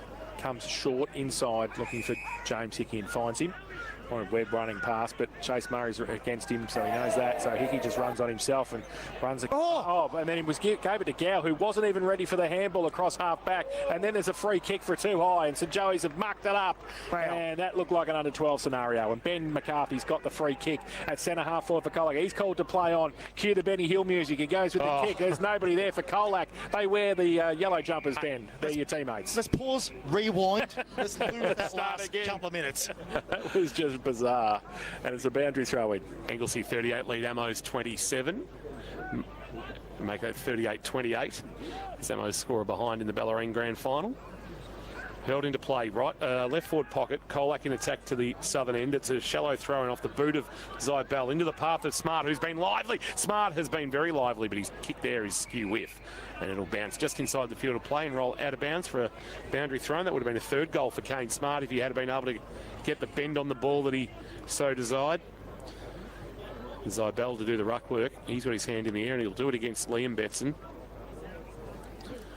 So Betson front position. Zybell just nudged him under the footy, but umpire said play on, and then Betson found the footy, gave a handball to Cal Mitchell. Mitchell's kick is good, and James Hose has been busy.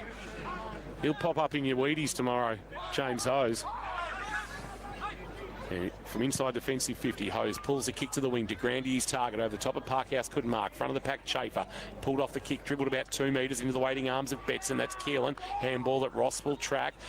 Able to get away from Mullen. Just found room where there was none. Gave it to Giblett. Giblett a long ball towards forward 50. Coming with a run and fly. Chase Murray. Webb brought it to ground. Harry Smith was clean off the pack. Goes with a left foot kick back towards centre wing. Parkhouse in front of De Grande against Seb Ross. Front and centre perfect. Goes with a left foot kick. Just left a little bit off it. Zybell to run at it. The big ruckman's handball was a late over the top. Smart. Oh no! He gobbled him up like Pac-Man. He didn't know he was there, and it was Kershaw. Runs much quicker than his old man. He gives the ball away. Hickey though, they've turned it over. Colac might get out of trouble because they're going to have a boundary throw in at left half forward.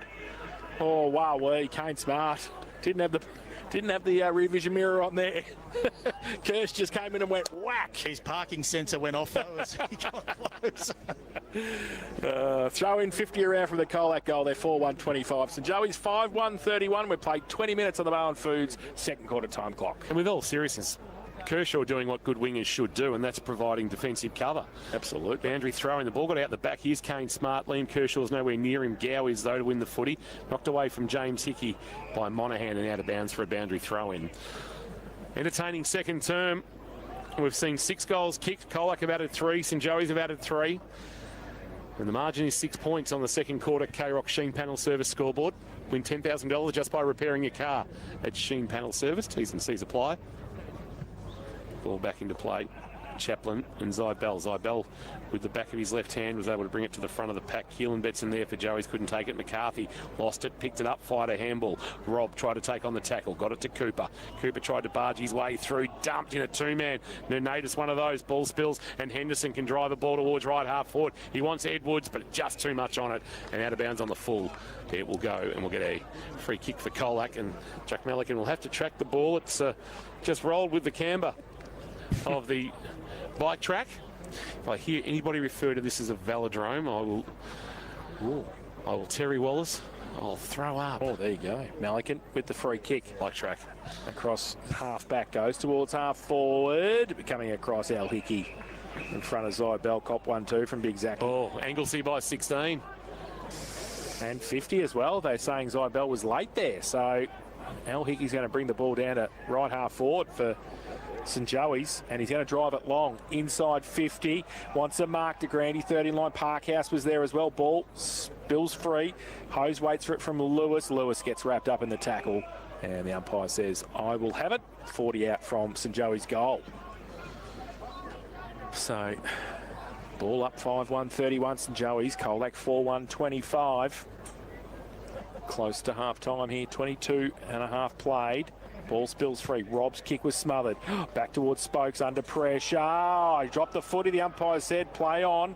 Goes free now. McCarthy for Colac. Draws a play and gives it to Lang. A little bit of candy from Darcy. Gets it away. Simpkin with the outside of the right foot towards McCormack. Doesn't sit for him though.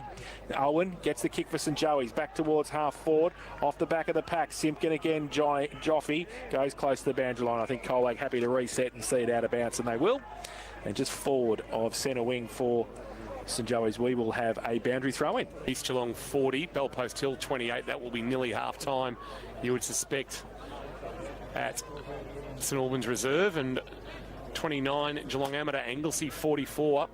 And that is also late in the second quarter. From the boundary throw-in, Chase Murray back of the pack. Cooper got his kick away and barreled it inside forward 50. Al Hickey got a nightmare of a bounce, but he'll go back and retrieve it. Little block from Mitchell on McCormack just to give him some space. A short kick, and they'll give and go. Al Hickey received it back from Owen. Oh, Henderson reeled it in with the one hand. Going back with the flight. Takes a Hamlin hanger, and the line booted Henderson. Now sends a kick to half forward, and it's an absolute cracker, and he finds Gow. Gow has it now. At left half forward for St Joey's. He's going to drive it short with the kick. The lead on. Edwards goes up and and 52 for the dump afterwards, and that should be 50. Melican came out late to Joel Edwards, but he has taken the mark, and he will have a set shot for his third of the afternoon for St Joey's. He's about 35 metres out, 45-degree angle. At left half forward at the northern end of the ground for St Joey's. That's just an old school make him earn it. Absolutely. That's just the old whack behind the head, isn't it? Seen worse 50s today. Absolutely. So Edwards comes in. 35 out. He's on the right now for his third, and it is straight through the middle. He's worked that beautifully back. And his third of the afternoon makes St Joey's 6-1-37. Colac 4-1-25. Sheen Panel Service at K-Rock. Second quarter scoreboard. Win $10,000 just by repairing your car at Sheen Panel Service. T's and C's applies. Well, it was a goal they needed, Joey's, because they sort of had a bit of momentum, I reckon, Colac. They were sort of timing forward half, timing possession. It was all Colac. And you saw some really uncharacteristic errors by St Joseph's as well, with ball in hand in their back half in the last probably 7 or 8 minutes. So to get that one back, it just steadies the ship a little bit for St Joseph's. 25 minutes almost played on the Barwon Foods second quarter time clock. Entertaining second semi-final. Tapped down by Zybell. Roving by Lang. I'd have to go back to the score from last year's second semi-final. And I've got a sneaking suspicion that Joey's might have already beaten that score from last year. Kick inside 50. If they haven't, they're close. Webb over the back, couldn't take the mark, but somehow found the footy. Good smother by Cooper, but Harry Smith came through, took the footy. Handball at the knees of Mitchell did him no favours. He spilled it. McCormack on hands and knees, tries to get a handball up. Out of there, Chase Murray, stolen away. Gow, good tackle. McCarthy can't come out. We'll get a ball up. About 48 out from the Colac goal. Joey's by 12 as we approach 25 and 3/4 minutes played. Morrison and Zybell. Zybell got it down. Michael Robb tried to tap it on. And the umpire says, I'll have it again. Get up. Give the ball back with Louis Antonac there as well. So ball up for Morrison and Zybell again. This time McCarthy got the hands free. Only as far as Harry Smith. Gow in there as well. Lang, he's pushed off the football. The umpire said play on. Morrison. Short little kick by him across half back. Coming at it, Giblett. His handball. Missed the target. Smart's there as well on hands and knees. Now Joey's get a clearing kick. Mullen, but only as far as Jack Melican in front of Joel Edwards. Just inside the centre square at centre wing for Colac. Game 140 for the Tigers skipper. Sends a helicopter inside forward 50, and Smart couldn't get there. Knocked away by Owen, but taken by McCormack. Wonderful tackle. Gow holding the ball. And Jaron in game 100 for the Tigers just wasn't able to get that handball away quick enough. Gow quickly, it's got to go back behind the mark. Gow was in front of Jaron McCormack when he fired that handball away. And he'll just have to wait for the footy, James Gow. Former Bell Park Dragon, of course, had 28 touches, laid 8 tackles when the two teams met in round 5. Big win for St Joey's that afternoon. Of course, losing the return bout down in Colac by 12 points in a low-scoring affair in round 13. Kick to the wing, no mark by Chaplin. Off the hands of the pack, Cooper Hayes is able to pump a kick forward. Bouncing ball that eludes McCormack. Also eludes back there Tanner, or was it Gow? It's Gow. It's going to be a free kick. I reckon there was high contact. And it's going to come back and be a free kick to Louis Antonak, who's got an inside defensive 50. Darcy Lang very slow to get to his feet. He's still on his haunches and nobody stands a mark, and Antonak's away. He does. He goes long with the kick towards centre wing. Big pack there. Front and centre. Giblett got it down. Spokes handball over the top. Back towards Rob. Gets through some traffic. Gave it to Hayes. Runs through the middle. Right foot kick towards centre half forward. Coming out. Lang. Good mark. He recovered pretty quick. And he's taken the mark 50 out from goal. And which foot will he kick with? That's the first question on the Twitter. That's a good mismatch, isn't it? Because Lang's good overhead. Gowie can't go with him overhead. Yeah, he just parked himself there, Darcy. He didn't move too far from the 50 because he was a bit winded, I think, and probably was advantageous for Colac. He's 55 from goal when he kicks, just to make the margin 6 points. Anglesey by 23. So Lang. Southern end of the ground. Somebody runs for him. Oh, that's way too lax from the St Joey's defence. Ben McCarthy, who is not the smallest bloke in the world. He probably stands out a little bit. And he just fills the gap, fills the space, gains 15, and will kick from 45 out directly in front. Yeah, just a little bit of a sleep at the wheel there. Yes. Joey's defenders, Joey's midfielders, because he's a midfielder there. So Ben McCarthy back in the team this week. And set shot for goal to make the margin 6 points. We've played 29 minutes in this second term. He comes in, right foot kick. Good for distance and good for accuracy as well. He's put it through. McCarthy puts his first through of the afternoon. And they go to 5-1-31 now. Colac, St Joey 6-1-37. Sheen panel service. K-Rock second quarter scoreboard in the experts chair. Here's Kirsch.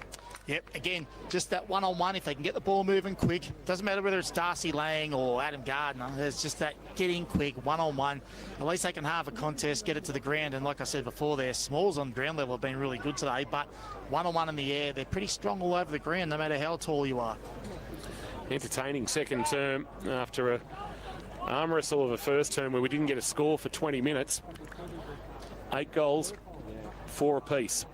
Zybell winning the tap down into space. Lang to run onto the loose footy, but he ran straight into Harry Smith, who went bang and dumped him into the West Oval turf. McCarthy trying to get to Harry Smith because I don't think he liked the way the tackle was laid. I didn't see too much wrong with it other than it just being a really good, strong tackle from a very, very strong defender. Ball up at centre half forward for Colac. Zybell got it down. Simpkin runs past it. And Anadis gets a clearing kick back to the middle for St Joey's. De Grande got a hand to it. Parkhouse tracks him. It goes across centre wing. Parkhouse got there in the end. He needs some support as well. There's a high tackle. The umpire had the whistle in the mouth and said no. So the ball's going to come the other way. Hickey got the handball out wide. Kershaw and Walters. They see it over the boundary line as the siren sounds for half-time here at West Oval. And it's St Joey's 6-1-37. They lead Colac 5-1-31. So 6 points at quarter time, 6 points at half time, and it's 17 points the margin late in the second term of the Bellarine Grand Final. Charlie Green's just kicked a nice check side goal on his left boot to pull the margin back to 17 points. The Pegs are 5-5-35. The Roos are 8-4-32, and we're starting to get a crowd around the van who want to see what's happening in that contest. Charging some money here, Pothole, I think.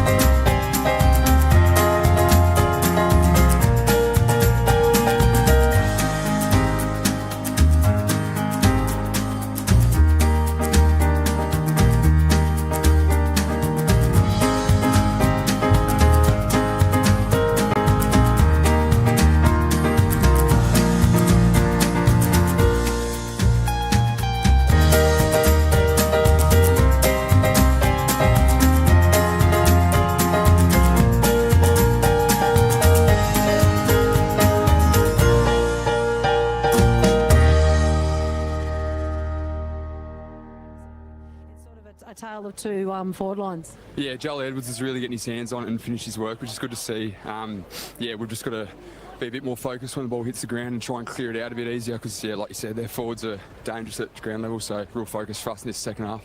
Go in there and regroup, and we'll see you in the second half. Good on you, Birch. Half time here at... This is my school. This is my school. This is my school. This is my school. This is our stadium.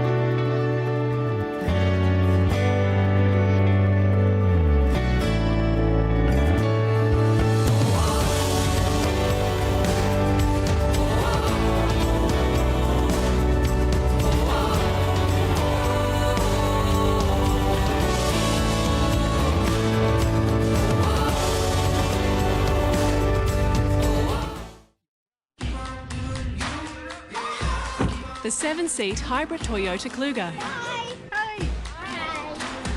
Hi, girls. Available now with a 4.9% comparison rate with Toyota Finance. What? This is our uniform. Are you serious? They just copied us. Visit your local Toyota dealership today. Toyota. Hey guys, should we have one of our massive big nights out? How you going?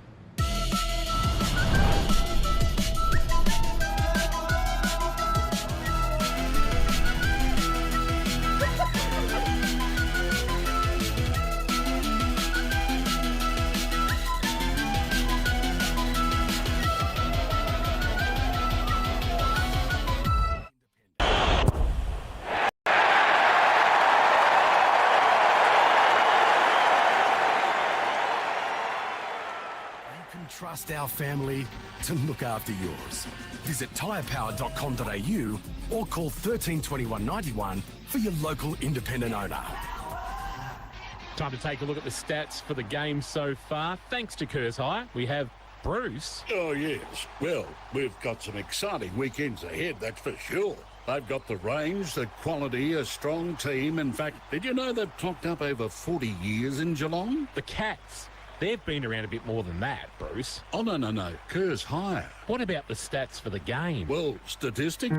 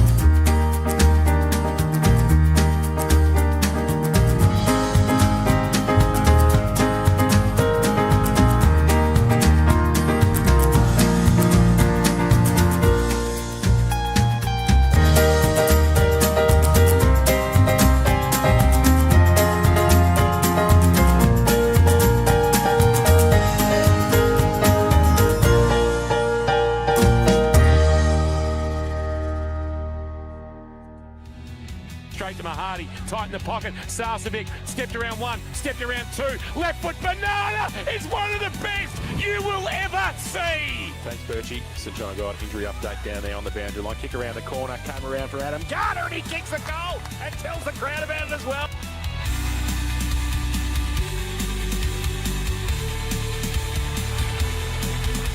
Thrown into the air. Pearce tries to take it out. The ruck, he does and kick a goal. Right now as McCormack dinks one over the top. Gorwell to the run that's provided by Spokes. Gain 200 from 45. Cody Spokes.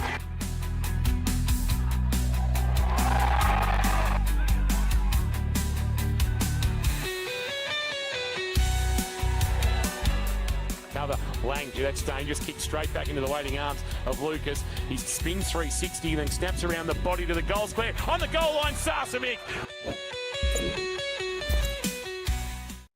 Victoria Park, half-time at Icon Park, and Carlton 25 lead Gold Coast 24, and in the first quarter at Alberton, Port Adelaide 9 lead Melbourne 4. The other game today, the Giants and the Bulldogs tonight, Brisbane and the Gold Coast. Should be an absolutely cracking semi-final, the Pineapple Grapple, the Q Clash, whatever you'd like to call it, this evening up there at the Gabba. Stats for Kerrs High, Kirsch, 3 locations, North Geelong, Grovedale and Ocean Grove. Can you just give us a bit of some key look at some key numbers from that opening half of footy? Yeah, absolutely. And look, like we said, the game's still a little bit of a pressure game. It's still a bit of a ground ball game at the moment. There's a lot of dump kicking. Game hasn't quite opened up as we probably thought it might have before half time, but it's been a real high pressure game as well. Both teams, you know, tackling well and absorbing a fair bit of pressure at the moment. But inside 50s, we're going even at half time, 23 apiece. Clearances 2018 in favour of St Josephs, so that's pretty much even as well.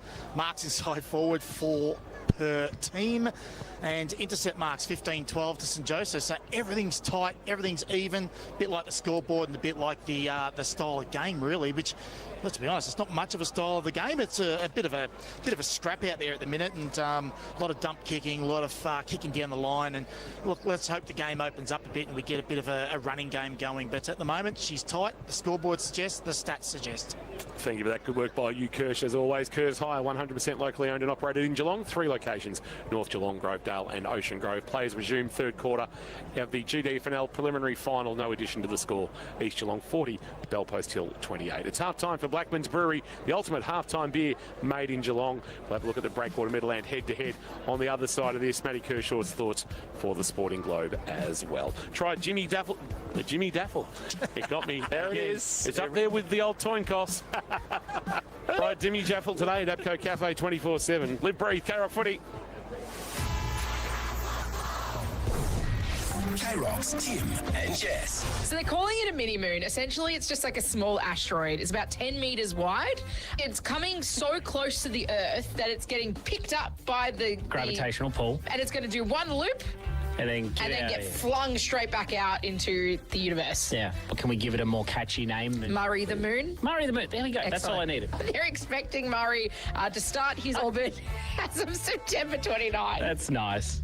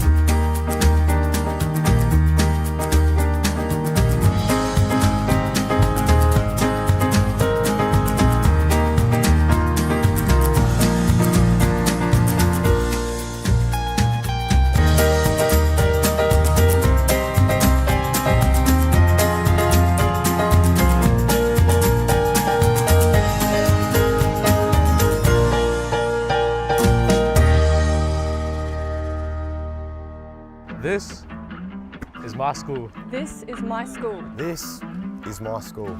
This is my school.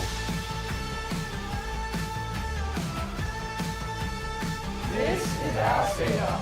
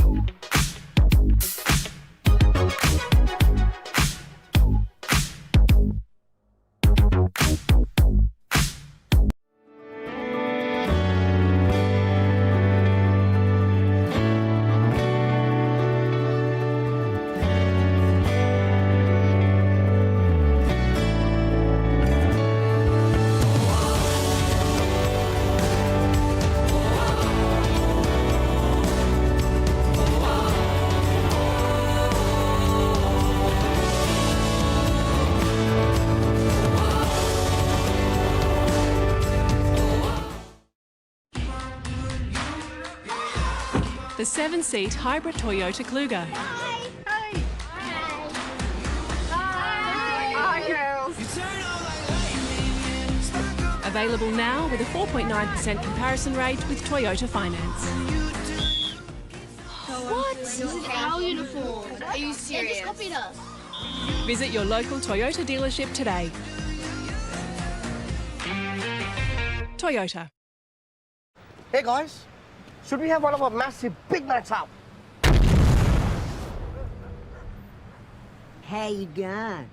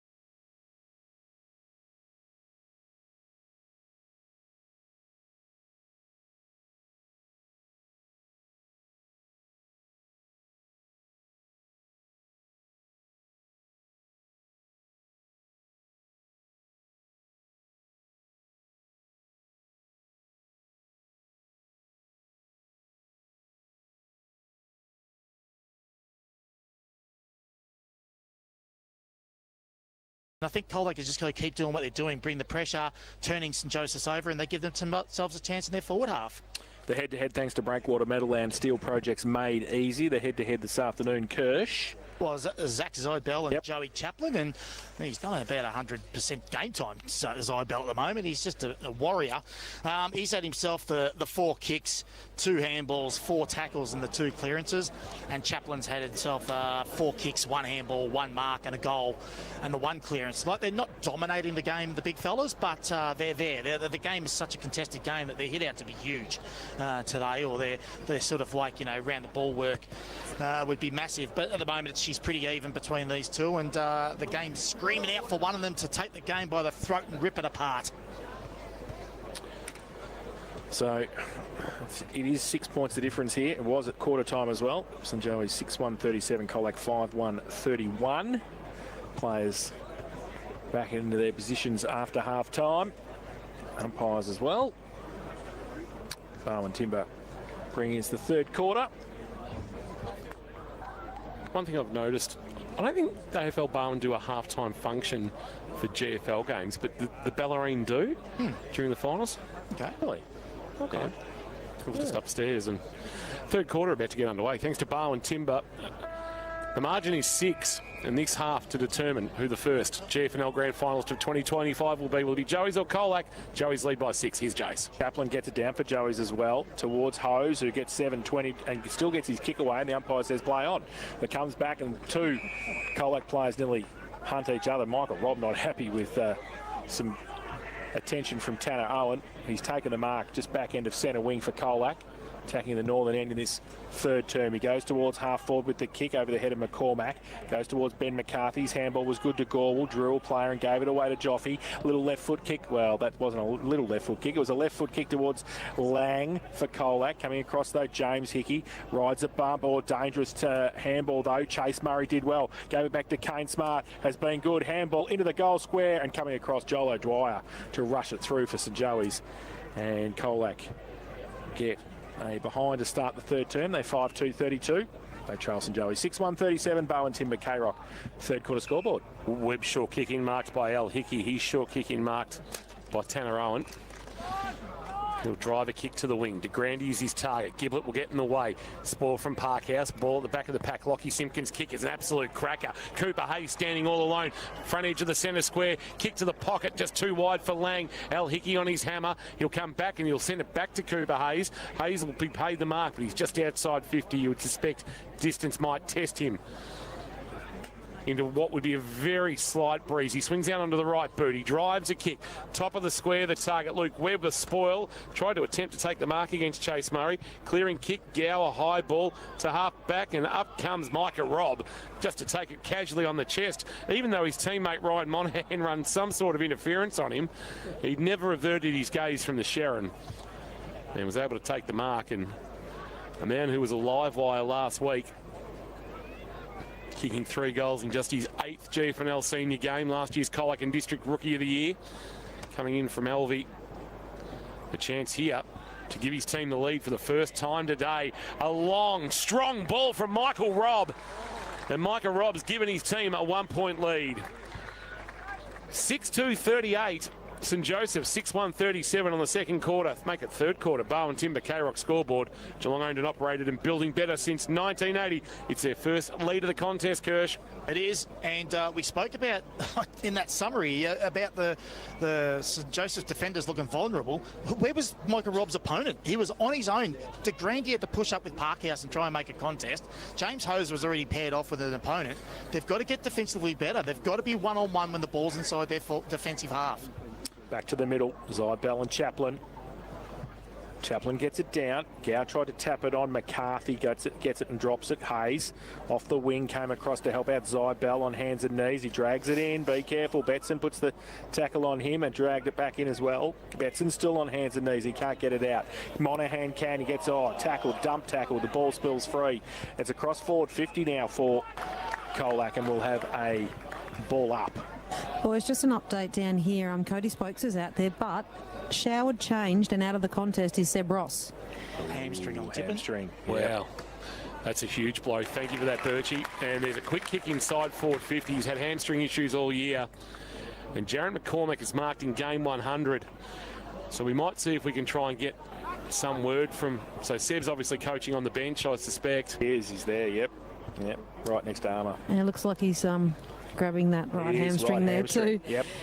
I couldn't work out who the missing one was, and saw his name on the board on the side, so I worked out that was it, and now he's out there on the bench. Jaron McCormack from 45 has pulled that to the left. Missed opportunity to get a little margin up, but they double their lead. 2 behinds. Here's the margin, 6-3-39 Colac, 6-1-37 St Joseph's. The Tigers making their move, or attempting to early in this third quarter on the Bowen Timber K-Rock scoreboard. Bowen Timber Foods time clock, 4 minutes played. Webb now to kick in. He's going to go to the outer side. He comes broadcast side towards half back. And Chaplin by himself. Oh, should have taken the mark and didn't. His handball, though, was okay. Gave it away to Owen, now to Natus. He gets it very close to the boundary line. And it's out of bounds on the full. So free kick coming back. Tigers to take it. Amos have kicked a goal early in the third. Margin back to 11 points, Kirsch. Aaron Walters. Go on the pegs. Aaron Walters has got the ball. At left half 40, goes inside 50, but coming out really uncontested. Joel O'Dwyer, always a Monday to Friday. Be careful, he chips the ball, gives it to James Hickey. He's not a Monday to Friday. He goes to the outside, great kick to Hose. Bit of space for St Joey's to work in. He reels back in, goes with the right foot kick towards half forward. Lewis has got some space. It doesn't sit for Hunter though, and it runs away from him as well. He's having one of those days at the moment, and it's out of bounds for a throw and 50 out from the St Joey's goal. It's one of those days where you get some space, your opponent's zoned off you, and the ball just doesn't bounce your way. So boundary throwing just outside forward 50. Joey's in attack in front of the scoreboard. They trail by 2.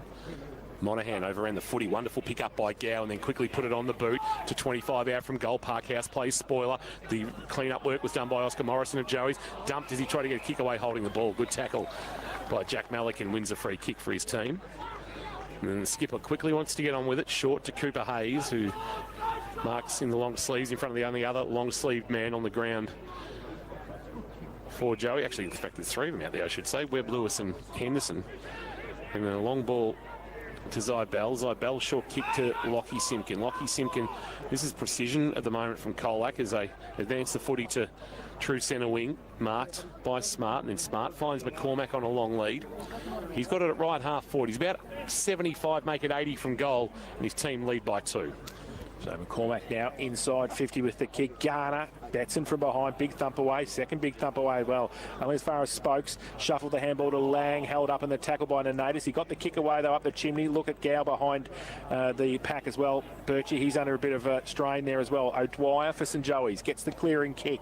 Out. Oh, that's a great mark. Fantastic. Joel Edwards gives it away to Henderson, who runs past on centre wing. Over the back, Lewis is out the back again. Giblett is going to run on now. Lewis, oh, beautiful kick inside to Jack Mullen. Is he going to run on? No, he's not. He's going to have a set shot from 35 out. But it was made for Mullen to run on and give us some sort of celebration, wasn't it? It's back to 5 points at Newcombe, by the way. Down to you, Birchie. James Gow coming off the ground for St John of God. Yeah, just made his way off. He's looking in a fair bit of discomfort, but nothing evident at this stage, maybe just a heavy collision. All right, thanks, Birchie. We're keeping an update on that. St John of God Hospital, caring for our community for 50 years. Jack Mullen, 30 out, slide angle. This to reclaim the lead for St Joey's. He comes in, southern end of the ground, right foot kick. He likes it, goal ump. Oh, look at him. He's got the chest down. He's pumped the muscles up, Jace. Look at him. Not quite as good as the South Bowen celebration a few years ago, but Jack's in the game and he puts his first on the board. And that is the 7th for St Joey's. 7-1-43. They led Colac 6-3-39. Bowen Timber K-Rock, third quarter scoreboard. Geelong owned and operated, building better since 1980. Well, we assessed this game at half-time and we asked for the game to open up a little bit and see if we can get some uncontested marks. Colac have gone the length of the ground a couple of times with several uncontested marks. Now we're finally seeing St Joseph's with a better ball movement, not dumping it, lowering your eyes, hitting up the uncontested, and that's what they've done there. It's a good response from St Joey's. And we've got a cracker of a second semi-final taking place. Margin is 4. Here's Hose getting away from Lang. Long ball inside forward 50. James Hickey won't get to 50. Parkhouse the spoil. Knocked it away. A rolling ball. Here's a chance for Cooper with a high floating ball towards half forward. And Joffy Simpkin judged it best. Took the mark. Quick release to Lang. Quick release to McCarthy. McCarthy pulls the trigger but pulls it to the left. And through for a minor score. Gee, the slick hands of the veterans, Simpkin and Lang. And it's inside 50 again for Amos, who are looking to take the lead off Anglesey. And you've got a sneaking suspicion maybe Anglesey have thrown their best punches out there at Crinter Reserve. Webb here at West Oval to kick it in for St Joey's. 3 the difference here, 7-1-43, Colac 6-4-40. Luke Webb called to play on, chips it into the back pocket, finds Oscar Morrison. He is going to come back towards Harry Smith, who takes the mark. A bit more central, called to play on now. So comes broadcast side, looking for DeGrande, and also Hickey goes up, can't take the mark. Garner got it away to Darcy Lang, left foot kick on the boundary line, punched away at the back by Kane Smart. He had to do that, and then his second effort was amazing. He kicked it over his shoulder, and he kicked the goal. Metricon goal of the day by Kane Smart. He just does this front and centre stuff that's just amazing. He knows where the footy's going to go, and he has put his third on the board and again reclaimed the lead for the Tigers. And Colac, they go to 7-3-45, and they lead St Joey's 7-1-43, and that is on the Bowen Timber K-Rock third quarter scoreboard. Yep. Like we said, we've said it all day with these smalls causing all sorts of trouble up there when the ball hits the ground. We said they've got to tighten up defensively, and they've just got to get really hard now, St Joseph's, to stop those smaller players attacking the scoreboard. Umpire Ganacci puts it into the air. Chaplin and Zybel. Chaplin winning the tap down. Hose to hit it at pace and burst away. He'll have a bounce on true centre wing. He'll steady himself and kick towards right half forward. Henderson, there's strong hands in front of Buchanan. Takes a good mark. Quickly wants to play on. Send it to about 20 out from goal. Over the head of Kershaw it went and landed on the chest of Morrison. Liam had a fresh area in trying to take the mark. And Oscar Morrison said, "It's okay, Liam, as long as you haven't touched it, I'll take it on my chest and I can go back and have a shot to pull back the lead." Needed to be a bit taller, I think, Jace. Mate, that was a decoy. He did beautifully there. Beautiful. Wood duck. Yeah, beautiful. Kicked the first goal of the game. Oscar Morrison looking for his second and to take back the lead for St Joseph's as we approach 11 minutes played in this third quarter at West Oval. From 35 out, just left of centre, he's got under it. And in doing so, has pushed it to the right. Real lob wedge. from Oscar Morrison. 1 goal, 1 for him. 7 goals, 2 for St Joseph's.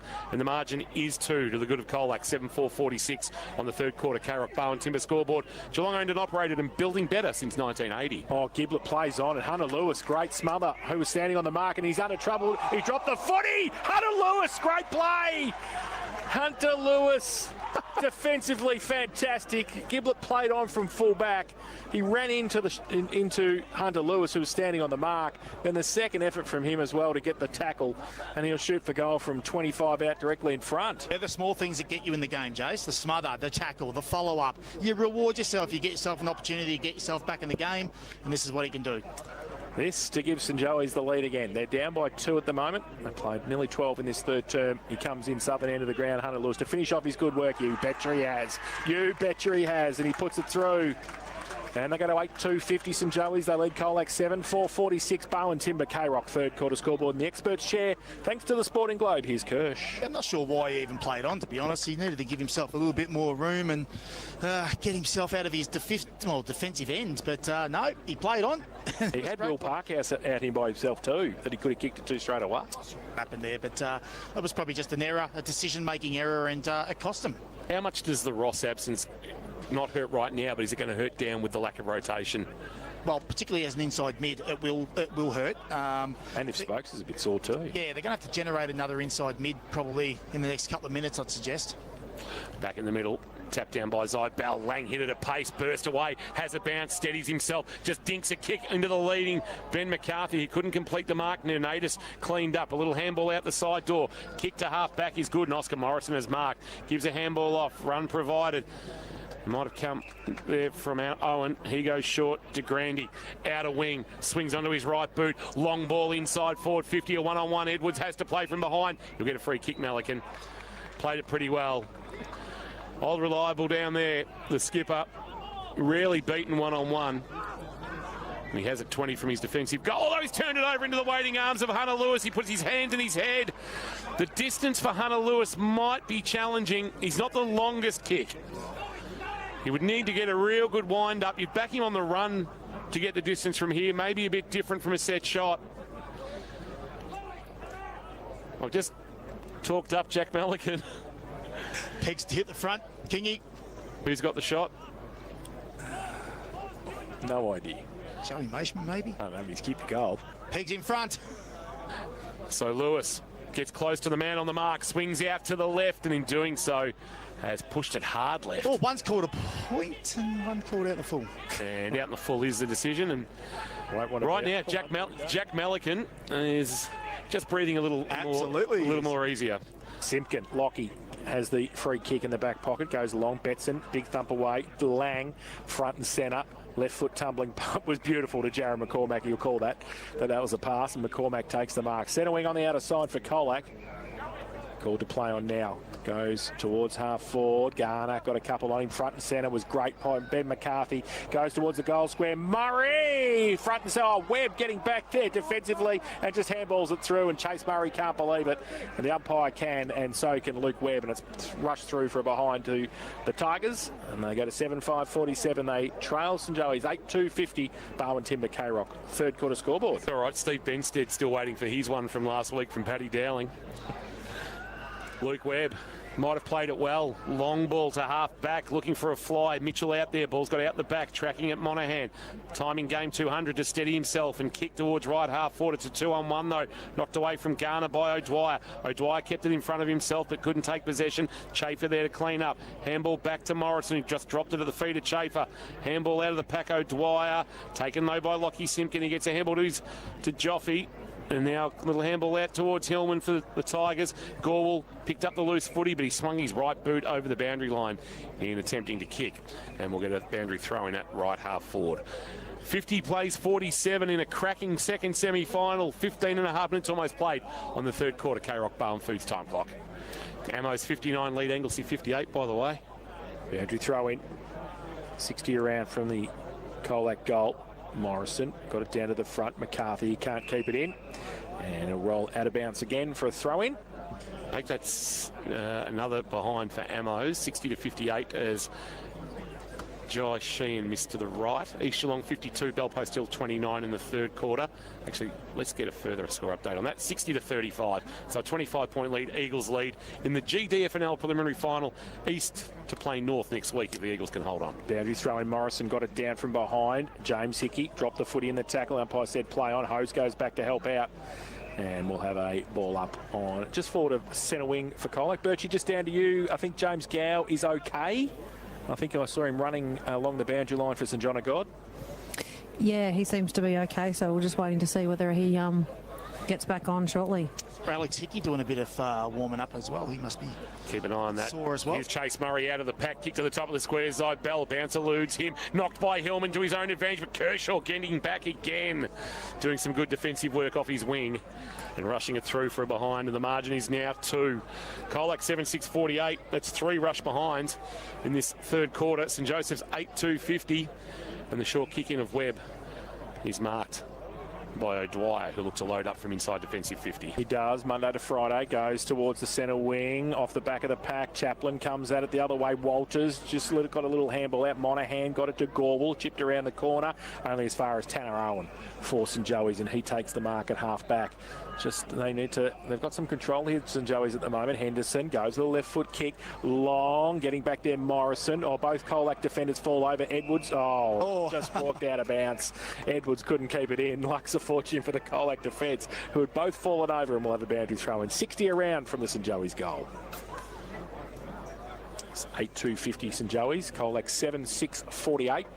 And we have played 17 and a half minutes in this third term on the Bowen Foods time clock. 60 plays 58. Left half forward for St Joey's, soccer off the ground by Nernadis. Buchanan buffeted off it. Keelan Betson. Henderson likes this situation, but has pulled the kick across the face of goal. Morrison leads the race of the footy, can't keep it alive, and it's out of bounds. Walters was happy probably not to have to try and chase the very athletic Oscar Morrison, and we'll have it hurled in the right forward pocket. Southern or Church Street end of the ground. 8-2-50, playing 7-6-48. Joey's by 2 points on the third quarter. K-Rock Bowen Timber scoreboard, I should say. Tapped down by Adam Garner of Colac. Lockie Simpkin hands in there. He's tried to fire a handball up. Did eventually, but only as far as Lewis. Dragged off a kick, but dribbled about 7 metres and rolls into the right forward pocket and out of bounds. And we will do it all again. 18.5 minutes played on the Bowen Foods time clock. Joey's by 2, and now Anglesey with a goal. I reckon it might have been marked in the goal square. It might have been either Hutchinson or King who's kicked it for Anglesey. 10-4-64 plays 9-6-60. That is for Leopold Sporties. 18 and 3/4 minutes into the third quarter. Garner has kicked the ball around the corner to Michael Robb for Colac, who's taken the mark inside defensive 50. Chips the ball towards halfback Cooper. Takes the mark for the Tigers. Middle stages of this third term. He got not much lateral, so he's going to go straight down the line. He does. Sets it up. Big pack. Zai Bell from the side couldn't take the mark. Keelan Betson had it, lost it, got it back, and then got the kick away somehow towards half forward. Cooper at centre wing did well, and he chips the ball back in board. Dangerous. Antonak comes. Lockie Simpkin took the mark. Antonak in trouble from behind as well. Simpkin called to play on. Whack! Bang! Holding the ball. Louis Antonak has played the 3-card trick. He chips it over the top to Hunter Lewis. Lewis is 40 metres out from goal. He chips the ball over the top. And Edwards takes the mark and says, I'm going to handball over the top. And the goal from Mitch Chafer. So something out of nothing. Louis Antonak has got the turnover. And St Joey's have finished off the good play from up the ground. Mitch Chafer kicks his first goal of the afternoon. And there's a little bit of Benny Hill stuff going on centre wing. That was odd. A little bit of Benny Hill stuff, but in the end it was St Joey's 9-2-56 now. They lead Colac 7-6-48. Bowen Timber K-Rock third quarter score. I'd love the interpretation of that though. Yeah, Antonak's come from behind the mark. Now, play on had been called, so Antonak was out of the play. He's actually played it really well. He stayed out of the play until play on was called, but you'd love that for the umpires to explain that decision. Yeah, good call. Yeah, absolutely. Back in the middle with the margin at 8. More of it. Here is Spokes jamming on his left boot. He's going to roll nicely into the waiting arms of Lang. Fires a handball to Joffy Simpkin. Colac will go inside forward 50. McCormack on the lead, took the mark. And a good 1-2 stretching down low from the veteran big. Man on the mark stands 45 from goal. It's a cracking second semi-final we've got here at West Oval. Spotting the decider on Friday, September 26 up for grabs. Jaron McCormick tight in the right forward pocket. A ball that'll just hold slightly in the breeze, and that might have been Kershaw getting a spoil on it. But then Cooper Hayes has thrown his right boot at it, but it was touched on the way through, and a minor score. It cuts the margin back to 7. I don't know whether they're giving that as a behind to Hayes or just a rush behind already. Either way, it's 56 playing 49. Webb kicks it into Keelan Betson at half back. He goes wider to Kershaw. Much taller than his old man. Chips it back inboard. Dwyer. Monday to Friday. Watch out. Handball. Oh, where's Webby? Oh, Joel. Straight down the line. Long kick to centre wing. De Grande goes up one hand. Oh, De Grande with the... No, Norm, please, he marked it. Parkhouse got the ball for Colac. Betson the other way. Hose, handball was okay. De Grande off a step, one kick towards half forward. Oh, good mark. Lockie Simpkin. That defensive 50 for Colac. Holds it up again, and he will push it back towards centre wing with the kick. Joel Cooper takes the mark. Point of the square. He's been called to play on. He'll kick it over the outstretched arms of Antonek. Go looking for McCormack to fly. It was a 2-on-1, and Joey's were able to bring it to the front of the pack. Chafer was there. Lang trying to do everything he can. De Grande through traffic. Just snaps a ball over his left shoulder. Giblett has to stand underneath it. Edwards coming the other way. Imposes himself and takes the mark.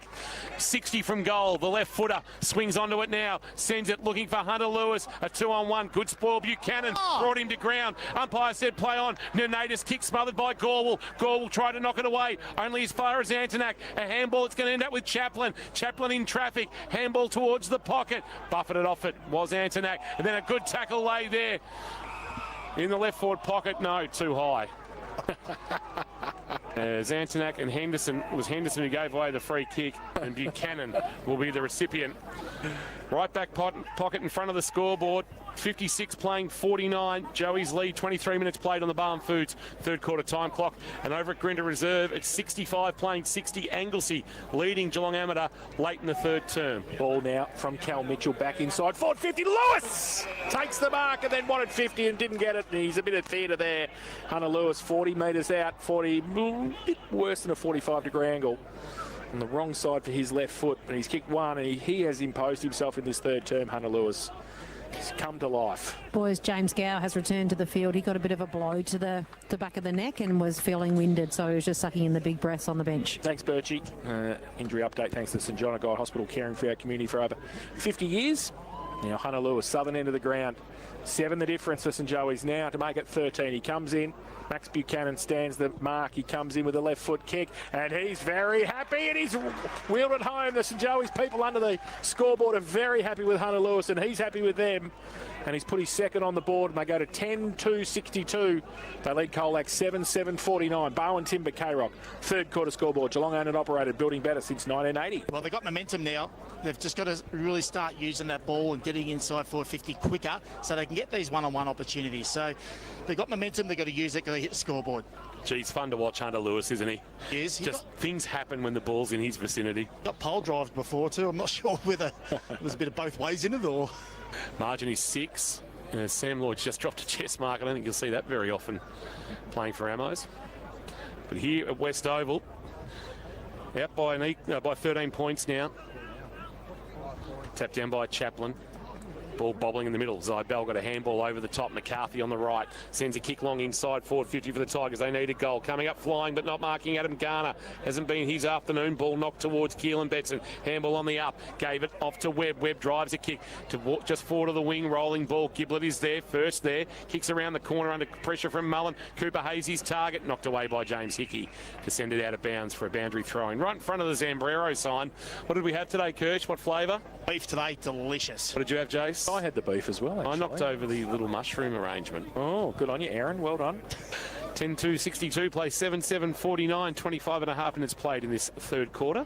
Thanks to Barn Food, sells the fresh fish direct to you, Donga Road, North Geelong. Zybell got it down. Cooper rode the bump, tried to get the handball out. He couldn't do so effectively, though. It came off the hand of James Gowan over the boundary line. We'll have another boundary throw in on centre wing. So we've made 26 minutes in this third term.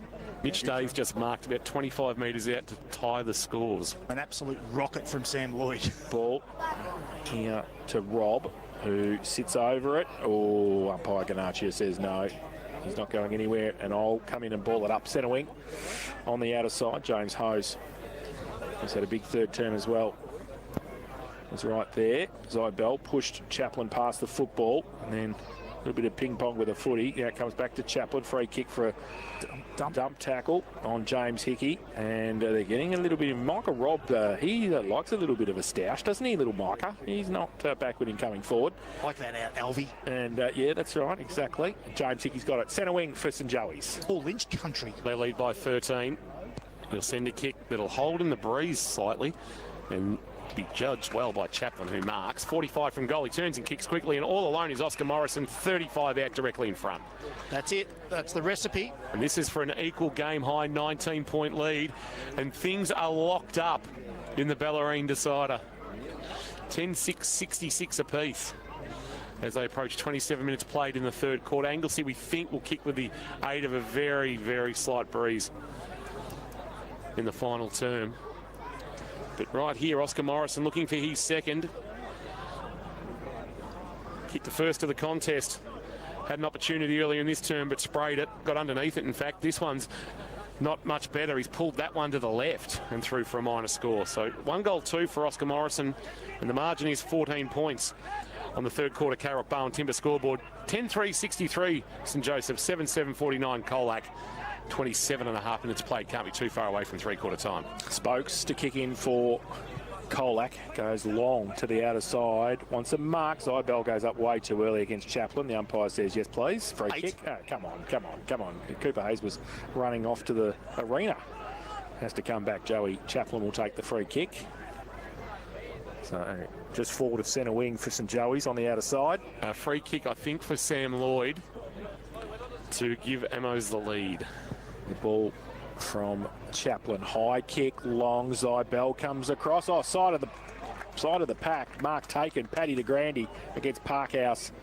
And he will have a set shot from just inside 50 on the boundary line in front of the scoreboard here. And he's going to chip the ball to Morrison, who takes the mark.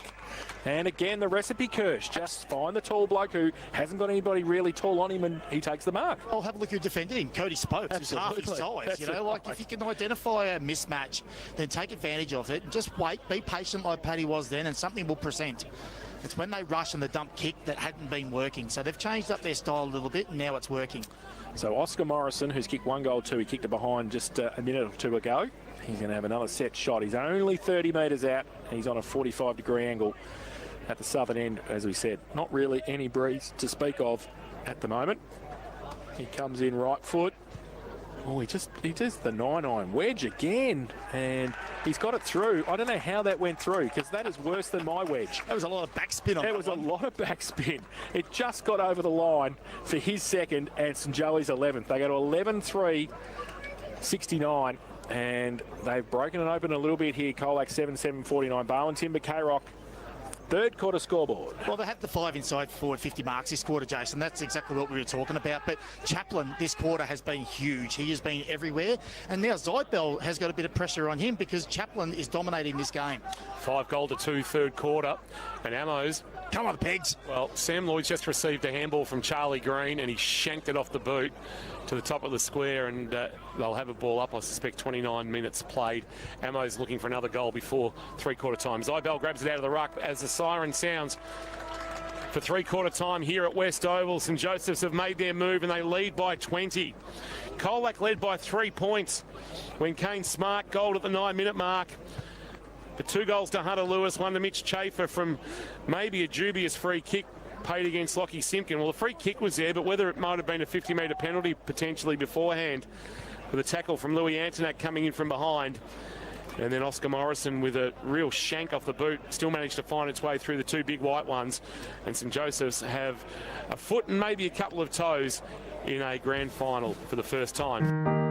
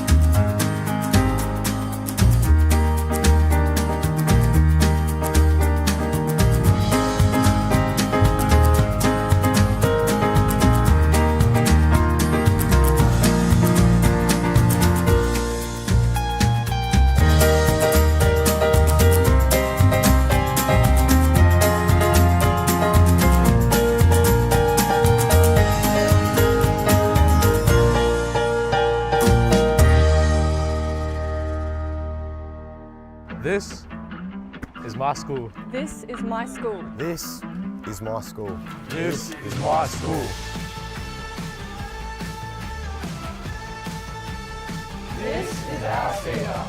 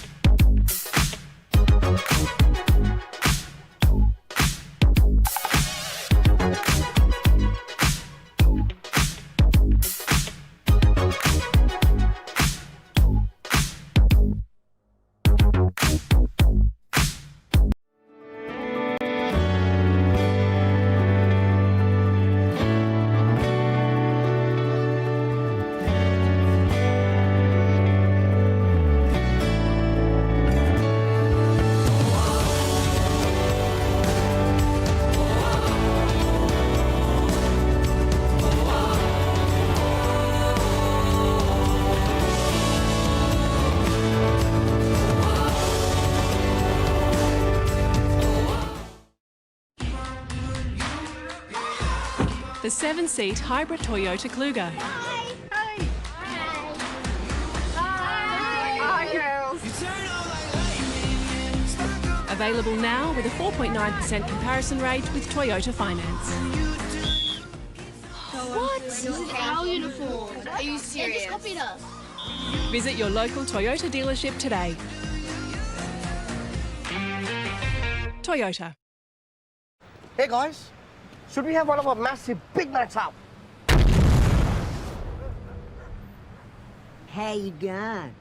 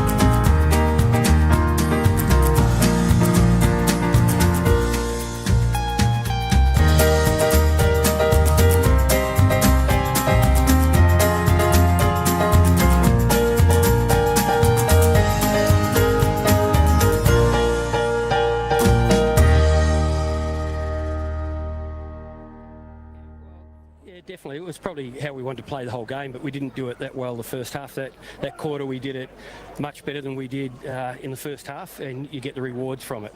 So we've got a lot of players who can use the ball well. It's just a matter of making sure we take that first option and being really deliberate about it. And I thought a missing piece of your puzzle was your small forward work in that first half. That was a bit of a difference between the two teams, but just shows you in that quarter, Hunter Lewis, you know, he set the game alight there, and it just takes a moment to get back into the game, and all of a sudden he's put 2 on the board, and, you know, that bit of the puzzle for you all of a sudden is there again. Yep, yeah. Well, it's interesting because I said to one of the other coaches, you know, Hunter's kicked a couple that quarter, and we're disappointed with, you know, the opportunities that he might have had and didn't take, and all of a sudden he kicked a couple. So, you know, they're going to be more disappointed than what we were. But he's an enormous talent, and we're lucky to have him. Good luck for the last quarter. We can't wait to see how it unfolds. All right. We're on watch. All right.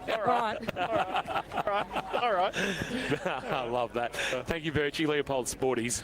Leopold Sporties, brand new sports bar is now open. What about the Jugger is sponsored by Blackman's Brewery today? Yes. How's he going? Benjamin William Castanelia. He's got a weekend off. You can have your Zambrero, Ben. Take your chicken one and go. Go, Ben. Go, Ben. Oh. Ben, take it and go. Go. Ben. How can we have a day where there's Neildy and Betty Cassie? Oh, no. No, Ben, go away. He wants Kirsch's son. He doesn't feed Kirsch's son. Maybe you can have that Zambrero. All right. Oh, jeez. How's he still employed by us? I'm not too sure. No idea. They made a move here. Joffrey Simpkins come up to a wing, so they're going to go for it ahead of the ball. So I reckon that is the oldest player on the ground on the youngest player on the ground. Yeah. So it's Joffrey Simpkin and Liam Kershaw, Wombat Gully Plant Farm matchup as this final quarter, not too far away from deciding our first grand finalist of 2025. St Joseph's in the box seat. Zambrero, final quarter. Feel good mix now serving hot chips. Here's Jace. Chaplin and Zybell. Chaplin gets it down for St Joey. Zybell to do the roving work. He goes in, gets a hand to it, gets a second hand and gets a handball to McCarthy. Handballs over the top to Joffrey. Simpkin gets it at half forward, goes long, inside 50. McCormack punched away by Webb defensively beautifully. Al Hickey. Handball somehow got to Betson, who goes across half back. Monaghan against the much taller Joey Chaplin, and Chaplin wins out for St Joey's. Thought about the handball to Hose, but Monaghan was awake to it and ready to put a hand in there to deflect it. Chaplin brings it towards half back and finds James Gow, who's recovered from an earlier knock. St John of God Hospital. He's called to play on. He'll kick over the outstretched arms of Cooper and a long ball towards half forward. And Lewis has used the body nicely. Worked Lockie Simpkin under the footy, who punches his fist into his other hand to say, oh, I can't believe I got beaten in that contest. Lewis, 65 from goal, just hoists it into the left forward pocket. Spoiled from Parkhouse. He's been good this afternoon. Like the game of Will Parkhouse against De Grande. And he knocks that one out of bounds. We'll get a boundary throw in the left forward pocket. He's a bit of a nothing kick there from Hunter Lewis. Easy to defend. Yeah, absolutely. We'll have it hurled back into play. Northern or Melbourne into the ground. St Joey 69, Colac 49. No move from our score at three-quarter time. Boundary throw in for Zybell to get a big thump away. Rove by Al Hickey, dropped the footy in the tackle. Umpire said, yes, free kick. Joel Cooper putting the pressure on there. And he will take the free kick inside defensive 50 for Colac. Bit of indecision. Here comes broadcast side towards centre wing. Over the back, Betson does better than Garner. And he's had his measure today, Liam. Takes the mark at centre wing for St Joey's. Drives it back towards half forward. Parkhouse in front. Punched away to Grandy there. At the back of the pack, Walters, good shepherd for Giblett. His handball. Close to the boundary line. Lockie Simpkin. Handball back inboard. Malikan runs through half back. Goes towards McCormack. Can't take it. Joel O'Dwyer right next to him. Still in the field of play. Nanatus tried to keep it in. He threw it away rugby style. He couldn't keep it in though. And it will be a boundary throw in on centre wing broadcast side. Still a 20-point St Joseph's lead. Colac have to kick the first goal. Anything beyond a 4-goal advantage, they'll struggle to reel in, you'd think. That's hacked out of midair, but Yarn Mulvey style by Zach Zybell. And a roll inside forward 50. Adam Garner just couldn't get the handle on the footy. Got it, and then gave a handball up. Rob in traffic, flicked it wide to Gorwell. Gorwell does a 180, then does another 180, and then turns onto his left and kicks it straight to Josh Nanatus. And then Natus will quickly kick towards the outer halfback flank, and Oscar Morrison takes a really good mark over the top of Gorwell. Hit the ground running, and away he goes. Goes with the kick towards centre wing. Oh, whistle on play though, coming back. What's happening? I think it's going to be a boundary throw-in. Did he run out of bounds? How can you run out of bounds if you run away from the boundary line? Or maybe the mark wasn't paid. I'm not sure. Anyway, confusion reigns supreme here at West. And those with a handy point lead 73-66. We love handy points. Boundary throw in now. Forward of centre wing for Colac. On the outer side. They trail by 20. We've played 3.5 in this third term, so after that break in play, we're just going to have a boundary throw in. Chaplin gets it down for St Joey's. Lang tracks it towards the boundary line, tried to tap it back to Gorwell. Got it to Monaghan. He goes with a kick inside 50. They line up. Betson got a hand to it. Smart through the middle, little toe poke. Only as far though as Kershaw comes in, does well. Smart push him to the ground, but defensively again, I know it's hard for you to commentate, but he does well both ends of the ground doing that, Liam, doesn't he? I think that's the role of the winger. Absolutely. Ollie Dempsey does it all the time like that, isn't it? Yeah. So a ball up inside forward 50 for Colac, runs through. And it's going to be another ball up. You just need to know when to do it, though, isn't it? That's the thing. Yeah, 100%, because you can get caught out if you go at the wrong time. Yeah. And look, you know, the winger's role, you don't get heaps of possessions as a winger. No. It's really poo or sugar. Here's Darcy Lang through the contest. Was he being held? He went back and got the footy anyway, tried to get a handball to Rob. Rob stumbled as he tried to pick the footy up, and now Notice has locked it up underneath him. 4.5 minutes play. It's really poo or sugar. I think this is Will Batson going about to have a shot to pull the margin back to a point. Tap down by Adam Garner. Roving McCormack, try to get it to Lang. Ball bobbling. Can't pick it up. Simpkin. Oh, gee, that's got to be a free kick, doesn't it? It will be a high contact. And then slung is Harry Smith. And tight in the left forward pocket, Joffy Simpkin has an opportunity to pull the margin back to 14 points. Hawthorn Premiership player, of course. 33 games in brown and gold to go with 4 at AFL level with the Cats and 4 as a top-up player almost a decade ago with Essendon. He steps, he snaps, Joffy has hit the belly of the ball. It floats across the face of goal and out of bounds on the full for a free kick to St Joseph's. And surprise, surprise, Luke Webb standing in the right spot as Will Batson has kicked the goal to pull the margin back to 1. This is the closest Ballerine Grand Final since 2010 when the margin was 8 points. Ball from Webb into Joel O'Dwyer. He goes wide with the kick. Keelan Betson goes even further, but got James Hose on the outside. He takes the mark on centre wing, wants to play on now, drive it towards centre half forward, holds up a little bit. Kershaw goes up, takes the mark. Well done against Zybell. We're just talking about him, and then a little right foot kick. Oh, that was poop. And then he goes across towards Gow. Might work out okay, though. Left foot kick toward Mullen behind. Coming into Grandy from the side. Takes the mark. And Norm comes in and says, yes, it's a mark. And Paddy will shoot for goal from about 35 out, close to the boundary line. And this to make the margin 26. So de Grandy, who hasn't troubled the scorers yet this afternoon. He will shoot for goal in front of the Colac coach's box at the northern end of the ground. I think Charlie Green's having a shot for Amos.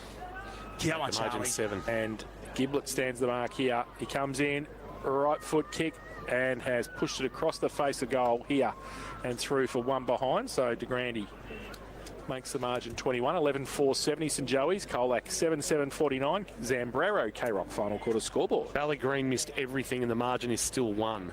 Put it out the full from 35 out. Big moments in big games. Lockie Simpkin with the kick in duties, runs from his defensive goal square and just wants the corridor, bangs it long. McCormack, Zybell, Al Hickey got himself in position, couldn't complete the mark at the front of the pack. It's locked up. McCormack, one of the tacklers, Antonak, the man with the footy. And we'll have it thrown into the air, just inside the centre square, favouring St Joseph's. James Hickey jammed it on the boot, went through the hands of McCarthy. Walters back there to clean up for Colac, stumbled to ground, might have caught one high, he did. It'll be a free kick against Paddy de Grandy. About 40 from his defensive goal. Need to flick the switch, Colac, if there to be any chance, or they'll be consigned to a preliminary final next Saturday afternoon. Walters goes with a kick from centre half back towards centre wing. Zybell put both hands up, couldn't take the mark.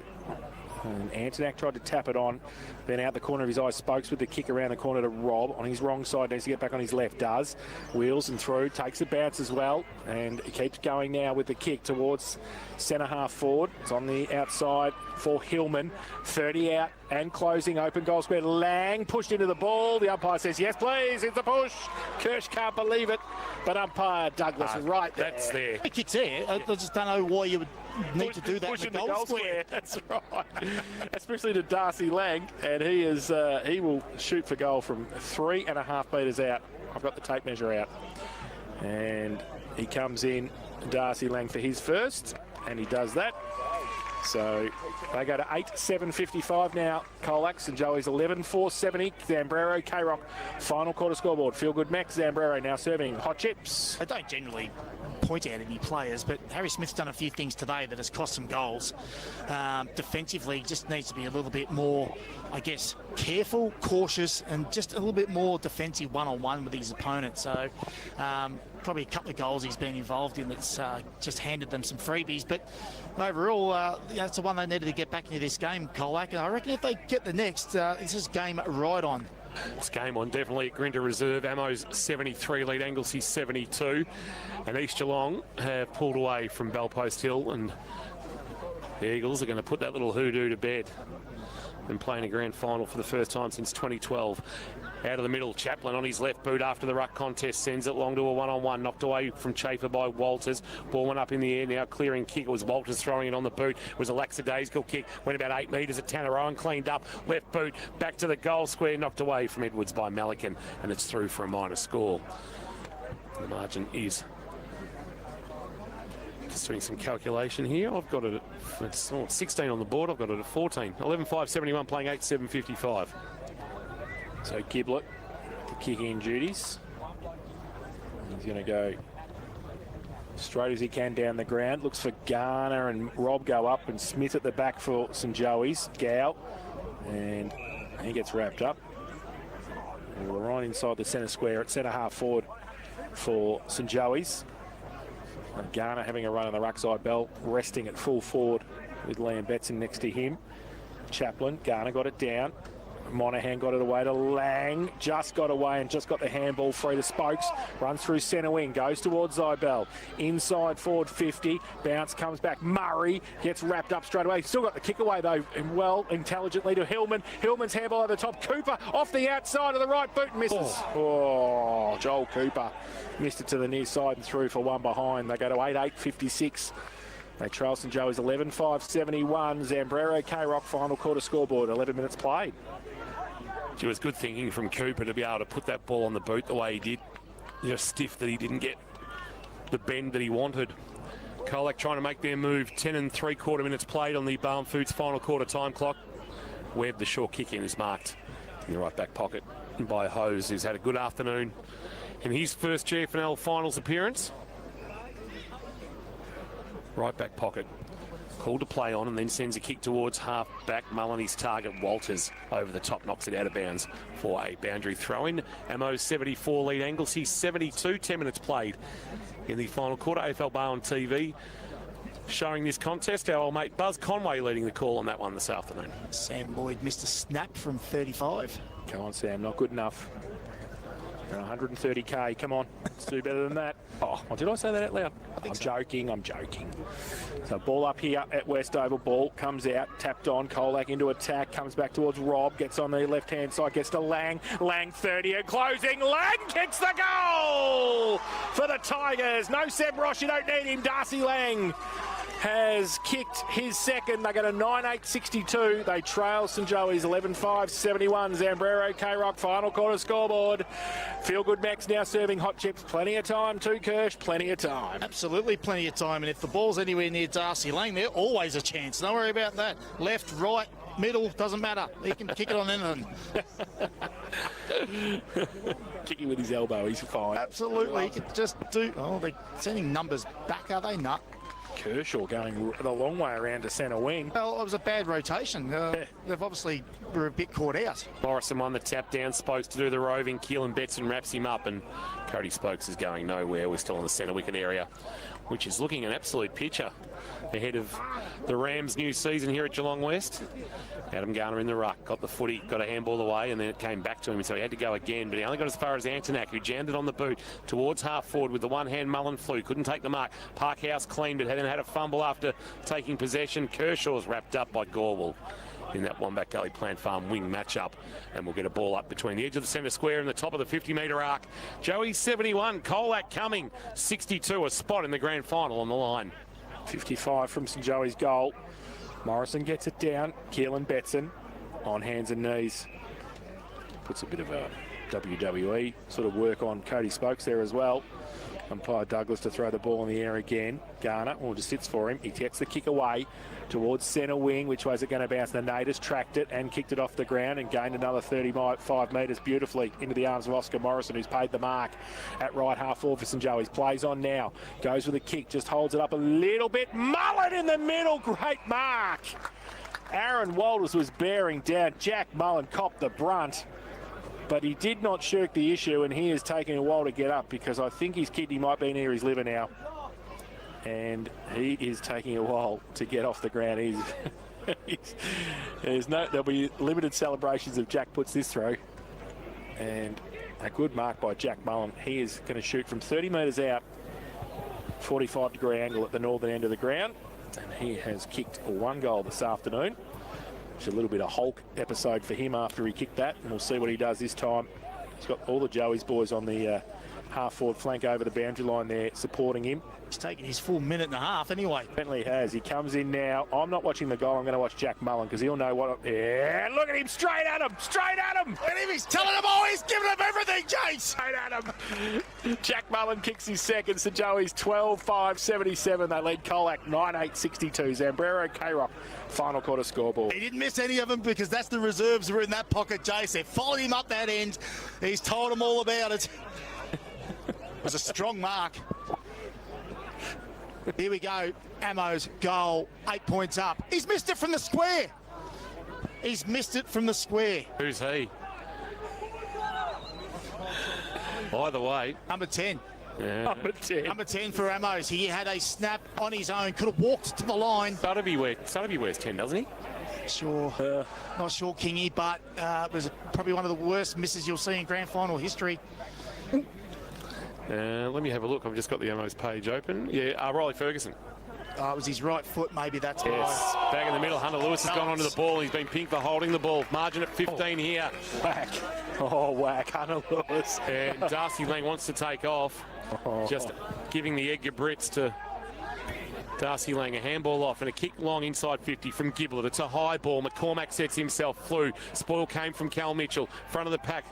A handball out might have been Gow trying to get it away. Henderson, good handball release.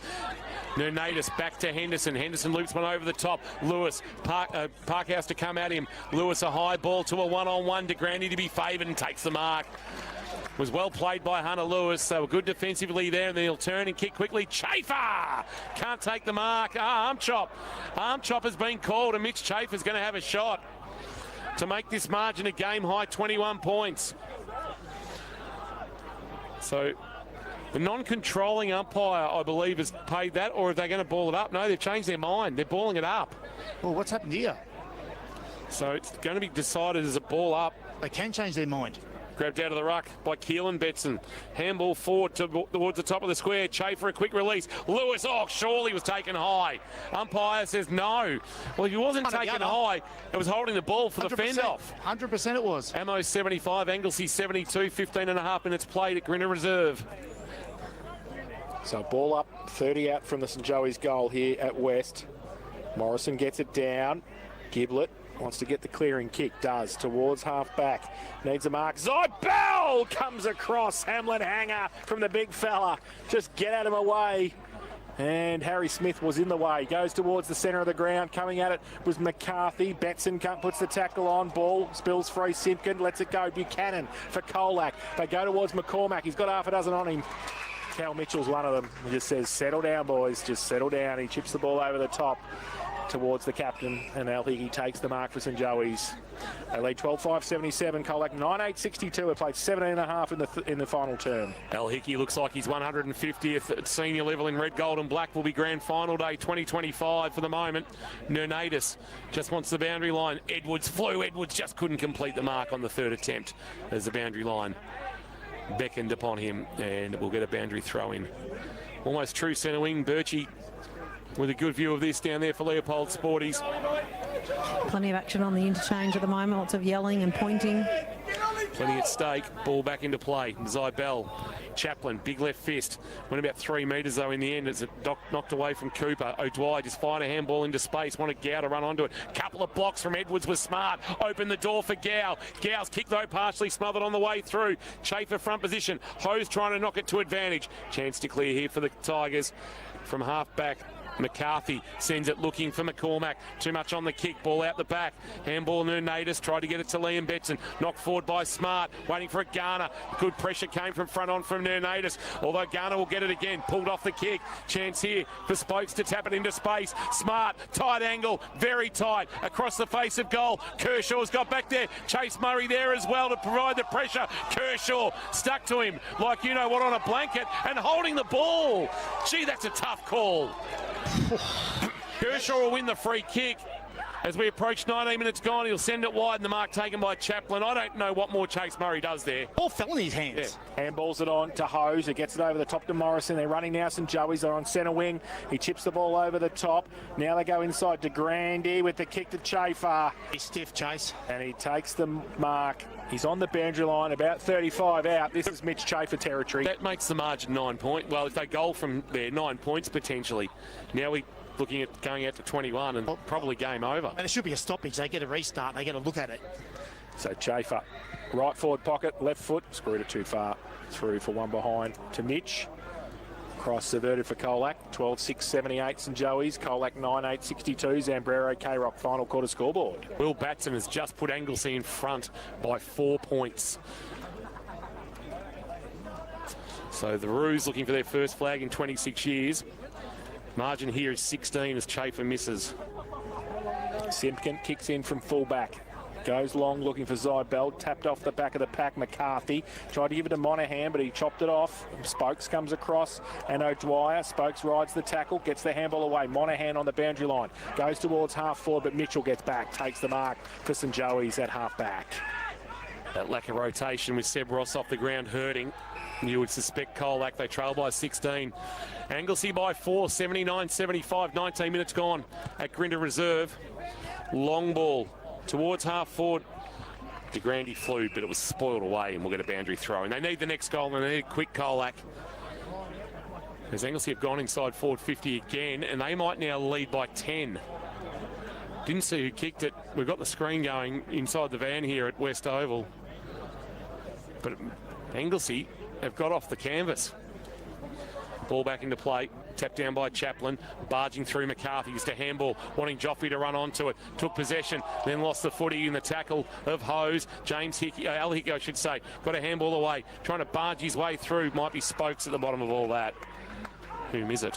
Plenty of bodies around the footy. Rob. In fact, it was Micah Robb, and we'll do it all again. Edge of the centre square.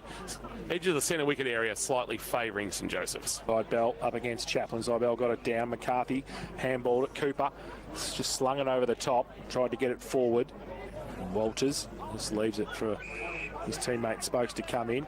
He gets headlocked by James Hickey, not going anywhere. The umpire will come in and ball it up just on centre wing, just forward to centre wing for Colac. Zybell and Chaplin. Chaplin got it down. Spokes roved it though for Colac. Goes inside 50. Nernadis across 50 or just hammers the ball out wide. Wants somebody to run back and does. He gets Kershaw. He does well. Gets around beautifully. Does well with the outside of the right foot. Don't know who he was looking for. Maybe it was Morrison. It nearly fell for Oscar Morrison, but it doesn't stay in the field of play. It's out of bounds for a throw in. Jack Melican across there as well. Centre wing on the outer side. We've played 22 minutes in this final term. St Joseph's 12-6-78. They lead Colac 9-8-62. Ammos have just gold. I reckon it might have been Archer Hanegraaff who's gold, and the margin is back to 4. So it's still game on. Just ticked into time on. Little handball. Archer Hanegraaff. Yep. So we're on the outer wing here at West Oval. I reckon Colac might be done. 78 plays 62 at the 22.5 minute mark in this final term. Thanks to Zambrero. Feel good Mex now serving hot chips, 78-62. But things are alive is the best way to describe it at Grinda Reserve. 85 plays 81. Anglesey over Ammos. Boundary throw in. Short boundary throw in too. Chaplin got it down. Kershaw kick around the corner. Towards half forward. De Grande, Parkhouse. Buchanan too slow. Way too slow. The other way, the umpire just let it go, though. Should have been holding the ball. That's why he's not doing the granny. Simpkin goes up, and the ball goes up the callback, but in front, Kershaw takes the mark. Much better than his father, chips it outside. Oh, he turns the ball over, maybe he's not. And coming back the other way, Spokes for Colac, goes to, oh, that's a poor kick. And Chase Murray led to the ball by Luke Webb, and he takes the mark inside, defensive 50 for Colac. Long point from Dale Kerr, and the margin is 5 points. 22 minutes just played in the final quarter at Grinda Reserve, but here 23 and a half almost played. Joey 78, Colac 62 in the GDFNL preliminary final. East Geelong have booked a grand final berth. Handball O'Dwyer. Oh, Luke Webb had his kick smothered and out the full because it's. Luke Webb might have convinced the boundary umpire that it's ricocheted off a shin here, and the decision will be discussed by the boundary and the field umpire, and boundary throw-in is a decision. Luke Webb almost conned him. Nearly. Destroyed the day anyway, huh? Anglesey kick inside forward 50, and Aiden Grass has a chance to go back to make this an 11-point lead as we approach 23 minutes played at Grinda Reserve. Zybell doing the ruck work. Here's McCarthy in traffic. Henderson laid a good tackle, but McCarthy was able to drop it on his boot, rolled it about 8 metres. Joffy Simpkin couldn't pick it up. Mitchell was clean, gave it to Keelan Betson. Joey's are away to half forward to a one-on-one. Chafer playing from behind, stole it from Walters, and then just barreled it forward. A rolling ball that'll roll out of bounds for a boundary throw-in in the left forward pocket at the northern end of the ground. And they might have done enough, Joey's, to book a spot in their first grand final since 2018, and Anglesey, if Aiden Grass goals might have done enough to win their first flag since 1999, he's missed to the left, which puts extra time well and truly. Extra time is a massive chance. If Amos could find a late goal, they've gone 23 and a half minutes in the final term at Coppards Road, 87 playing 81. So the kick by James Hickey was close to the boundary line again after the boundary thrown in their forward pocket. And it's tapped over the boundary line, and we will have a boundary throw in. St Joey's step into attack. And a boundary throw in the left forward pocket. They lead by 16, 25 played in this final term. Boundary throw in now for Zybell. Takes it out of the ruck contest. Little left foot kick. Might be okay. Smart tapped it on, but only as far as Chaplin. His handball back to Webb off a step. Didn't really go too far. It was smothered. It comes back towards Webb. Smart puts the tackle on. And it will be a ball up just inside the centre square. At centre half forward for St Joey's. 25 and a half played in this final term. St Joey's into attack. Zybell takes it out of the ruck contest. Handball to Kane Smart. His handball over the top to nobody in particular was himself in the end. He tapped it on to Monaghan. He gets it outside to Hayes. His right foot kick comes towards half forward. Murray has to make up a bit of ground and does. Takes the mark. Wants to play on at all costs. Chase Murray. Left foot kick inside. Good. He had 3 options. Monaghan, Robb and Smart were all of them, and he picked Kane Smart. Well, Kane Smart picked it. He's kicked 3 this afternoon, and he needs to kick this goal and hurry. Margin is 7 at Grinda Reserve. Amo's going into attack. So Kane Smart, 35 out, slide angle, southern end of the ground, no breeze. Needs to kick the goal for Colac. He comes in and I think he's pushed it across to the, he has missed it to the far side and through for his first minor score of the afternoon. 3 goals, 1 for him. They go to 9-9-63 now, Colac. St Joey's 12-6-78, and that is on the Zambrero K-Rock final quarter scoreboard, and we have played 26 and a half on the Bowen Foods time clock. 25 and a half almost played in the Bellarine Grand Final, 88 playing 81. Anglesey leading Geelong Amateur. Luke Webb with kicking duties, just dinks a short one into the waiting arms of Harry Smith, who can send it wide to Cal Mitchell if he so desires, although that option's been shut down by Kane Smart. Smith now called to play on. Will drive a kick to just back of the wing. Morrison the target. Good mark, Malikan in a one-on-one, and then fires a handball forward. Joffy Simpkin just steps out of Henderson. Can't step out of Cal Mitchell. And the other 17 drags down the veteran 17 and wins a free kick. And that might be the last opportunity gone for Colac to try and pull this one out of the fire with the margin at 15 points. 27 and a half minutes played. We've only had the 3 goals in this final term. There can't be long left, as a flying shot at goal from Amos has missed everything and out of bounds on the full. And Anglesey, they might just do enough here. So De Grande on centre wing. Looks like he's going to take a shot for goal. He goes with a right foot kick. Inside 50, Betson over the head of he and Spokes, falls to the back Zybel. Only tapped into the path of Mitch Schaefer, who kicks it across the face of goal and through for a 1 behind. 1 goal to his tally this afternoon. They go to 12-8-80 St Joey's. They lead Colac 9-9-63. Zambrero K-Rock final quarter scoreboard. So it'll be straight down the middle, you would suspect here from Walters. He'll drive a kick, although he goes to half back and Micah Robb. But just got to roll the dice here. Yeah, too slow. Not playing for percentage. 27 minutes ticked over at Newcombe. Kick to the wing. De Grande can't mark for Joey. Spokes fires a handball. Smart, but don't argue. Pushed away off Harry Smith. Gave the handball to McCarthy. McCarthy onto his right boot. Kick partially smother. Monaghan. McCormack went to give it to Joffy Simpkin and then put a handball into space, but Hose got in the way. Knocked it away from Buchanan. Kick of Liam Betson partially smothered into the waiting arms of Keelan Betson. Hayes smothered his kick. Ball came back to Keelan Betson. Tried to get a handball on to Chaplin. Coming the other way and holding things up. Chase Murray, ball up, point of the square at left half forward. Goodness. It's almost white flag sort of stuff there. Ball up. Goes to Keelan Betson from the ruck contest. Right foot tumbling punt to centre wing. Doesn't sit for Lewis. Simpkin got a good tackle though. Got away to Malikan. He breaks free. Draws the handball inside to Lockie Simpkin on centre wing for Colac. Takes a bounce. Runs now. Needs a jaw. Chips the ball terribly. Harry Smith was always in the box seat for that. Took the mark at centre half back for St Joey's and he just wants to chip the ball. Oh, dangerous kick though. Turned over. Buchanan read it the better. Inside forward 50. Getting back there. Mark taken. And the mark has been taken by Hillman, who's only 30 metres out. He's going to have to hurry up. It's 29.5 played. They trail by 16. And it will be Luke Hillman, who has kicked 1 this afternoon for Colac to make the margin 10 points. He comes in, right foot kick, and he has goal. That is a good kick from Luke Hillman, his second of the afternoon. And they go to 10-9-69. They trail St Joey's 12-7-79. And that is on the Zambrero K-Rock final quarter scoreboard. Zambrero Feel Good Mex now serving hot chips. Anglesey kicked the goal to seal it. They now lead by 13 points.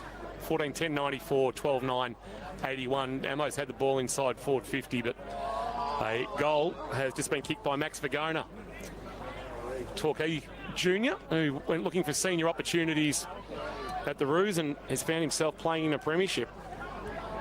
Back in the middle, Zybel. Can they find one to really give us a grandstand finish? Hacked out of there by Gow while basically lying on the ground. Mullen came off the edge of the centre square, was wrapped up. We'll get a ball up.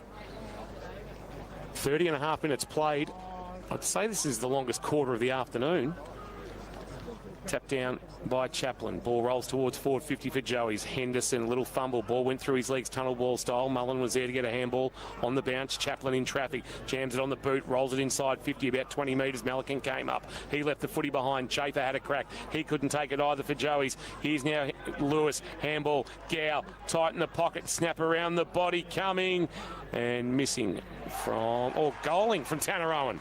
Or a mark taken. A mark. I'm just trying to pick up who was snapping it, and Negrandi's the man marking it, and he'll go back and have a shot to make this grand final berth a certainty for the men in red, gold and black, if it's not already. Negrandi this afternoon held goalless by Will Parkhouse, but has influenced the contest at times and should goal from here. Man on the mark stands at the top of the square. Negrandi's gone back in Negrandi's style off the long run. Sort of pushing off Queen's Road. Oh, stop it. Nightmares. Oh, just snuck it into the right-hand goal post. So first of the afternoon for Paddy de Grande. St Joey's have secured the first grand final berth. The margin is 16 at the 32-minute mark. K-Rock final quarter. Zambrero scoreboard. St Joseph's out by 16 points. And they will advance on the scoreboard to 13-7-85. Colac at 10-9-69, and Anglesey have won the Ballerine flag 14-10-94 to 12-9-81. So back to the middle here. 32.5 played it here at West Oval. Chaplin got it down. Rode by Darcy Lang, got it away to Simpkin. His handball was chopped off. Harry Smith the other way for St Joey's. Goes towards Lewis, who goes up at half forward for St Joey's. Malikan kept his feet and got his hands free and got a kick away in the end. Tapped away by Owen. Defensively for St Joey's. Saw it over the boundary line. And it will be a throw-in at left half forward for St Joey's. So this one, in its just blow the siren. Come on. Death throws now. It's approaching 33 minutes gone. We've only had the 5 goals, so a long final term. Anglesey 14-10-94, 12-9-81 Ammos. Just the second team to come from an elimination final and win the Bellarine flag, joining Torquay in 2006. Snap around the corner from Henderson. No mark taken by Parkhouse. Ball at the front of the pack. DeGrande cleaned up. Snapped over his left shoulder of the goal square. Mullen front position. That's a good spoil by Buchanan, knocking it through for a minor score and making the margin 17. And this one at 33.5 minutes on the Bowen Foods time clock is as good as done. Colac play on from fullback. They go to Simpkin at centre half back now. Tries to handball. There's the siren. Colac through. St Joey's through. Colac will have to go through the prelim now. St Joey's 13-8-86. They defeat Colac 10-9-69. Impressive performance from St Joseph's as they move through to their first decider since winning 3 flags in 4 years in 2018. Colac will have to go through either St Mary's or Newtown and Chilwell next Saturday. We'll find out who they play tomorrow when they battle it out in a first semi-final here. KRockFootball.live from 1 o'clock tomorrow. 5th quarter, thanks to Homestyle Aged Care, the next best thing to being at home, as Jane Birch is making her way out onto West Oval. And we'll hopefully have a chat with one of the Victoria St Joey's players as they make their way off the ground. Follow them into the rooms as well. But before we get down to Birchie, Matt Kershaw, what did you make of that performance from St Joseph's, who we'll see in 13 days' time at GMHBA Stadium? Well, it was a game of 2 halves, wasn't it? I think the first half was that real dour, boring style of football. But, you know, that's finals footy too. That's a lot of pressures in that, and how do you absorb it, and what team can absorb it the most and better. And look, St Joseph's were able to break the game open a little bit in that third quarter and then obviously run away with it in the last. But to Colac's credit, they were never going away. They gave themselves every opportunity when ball went inside forward 50, and I wouldn't be surprised if we see Colac again in 2 weeks' time. To be honest, the way they played today, they were missing a bit of personnel as well. Late, you know, some changes, and they might have some players come back in next week. But to St Joseph's credit, they got the game on their terms basically in the end, and they did what they were here to do, and that's to win a game of footy and get themselves into the grand final. But look, second half, great game of footy. First half, not so great, but that's finals footy. That's pressure, and St Joseph just handled it a bit better on the big day. Birchie, who you got? I've got Felix Henderson with me here. Congratulations, Felix, too. I know how much it means to the Joey's community and all the families involved to have such a great season, or 2 seasons really in a row, and finally book your place in the big dance. So how does it feel? Yeah, it's very exciting. It was a tough day. We learned a lot of lessons from last year, so I think when they came a fair bit. We responded really well, and I think we're just really happy to be going there and getting a chance. It was a bit scrappy in that first half, but it was really important for your boys to hang in there. Obviously, you went in pretty close at half-time, but in the second half, you seemed to get the game on your terms, that possession footy, spreading the ground, and you know, you certainly then pulled away by the end. Yeah, we like to think of ourselves as like a well ball movement kind of team. Like, we like to use our feet really well and our hands. So we knew they'd be really tough in the contest, which they always are. And we just felt like we just had to match them. And then at some point we could break it open. And luckily it looked like in that first half too, sort of at times we weren't on the same page. Just wondered how much, you know, having that week off, not playing that game last week, sort of adds to that, just, you know, that synergy between the team and not sort of connecting at moments. Yeah, it's a lot of build-up. You can overthink it, but I think we had a really good week on the track last week, and I think we were firing on all cylinders, and we felt like we had a really connected group today, so pretty happy to get the win. And just a message for you, it's not about being best on, it's about playing your role. You played a really good game today, and enjoy the break and the lead up to the grand final. What an exciting time it is for the club, so congratulations, enjoy this one. Thanks, Birchie. Cheers. Jane Birch there speaking with Felix Henderson in the long sleeves and those boots that can be seen from the moon. They are, dare I say it, very, very lime. He and Hunter Lewis wearing very, very similar. They got a 2-for-1 offer on there. They did. They are very, very impressive out. You've got to be able to...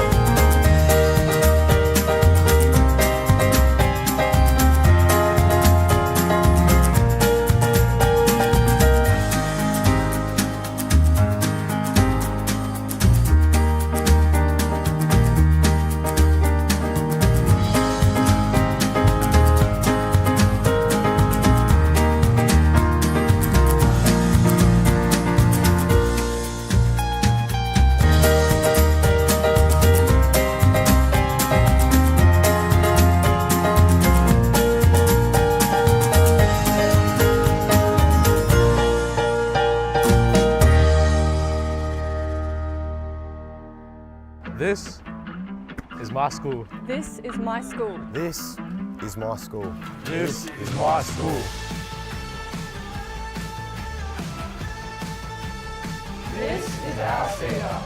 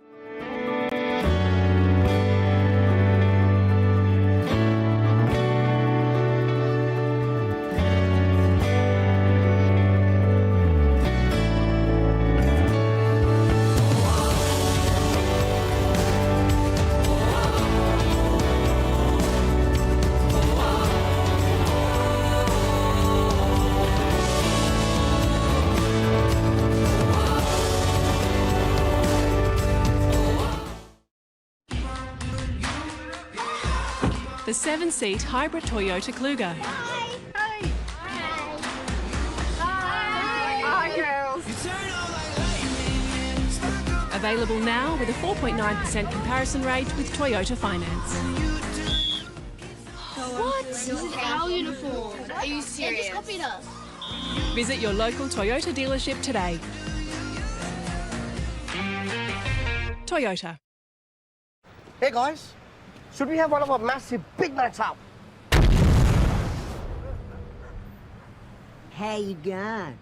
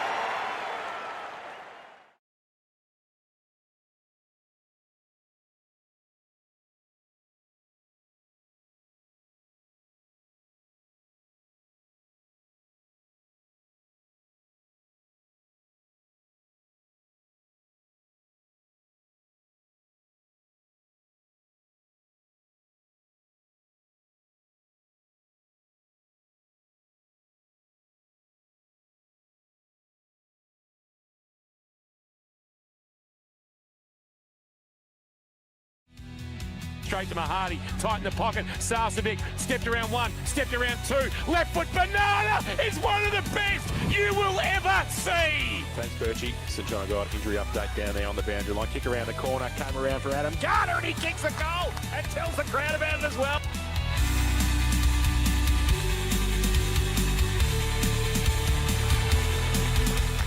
Thrown into the air. Pierce tries to take it out. The ruck, he does and kick a goal. Right now as McCormack dinks one over the top. Gorwell to the run that's provided by Spokes. Gain 200 from 45. Cody Spokes.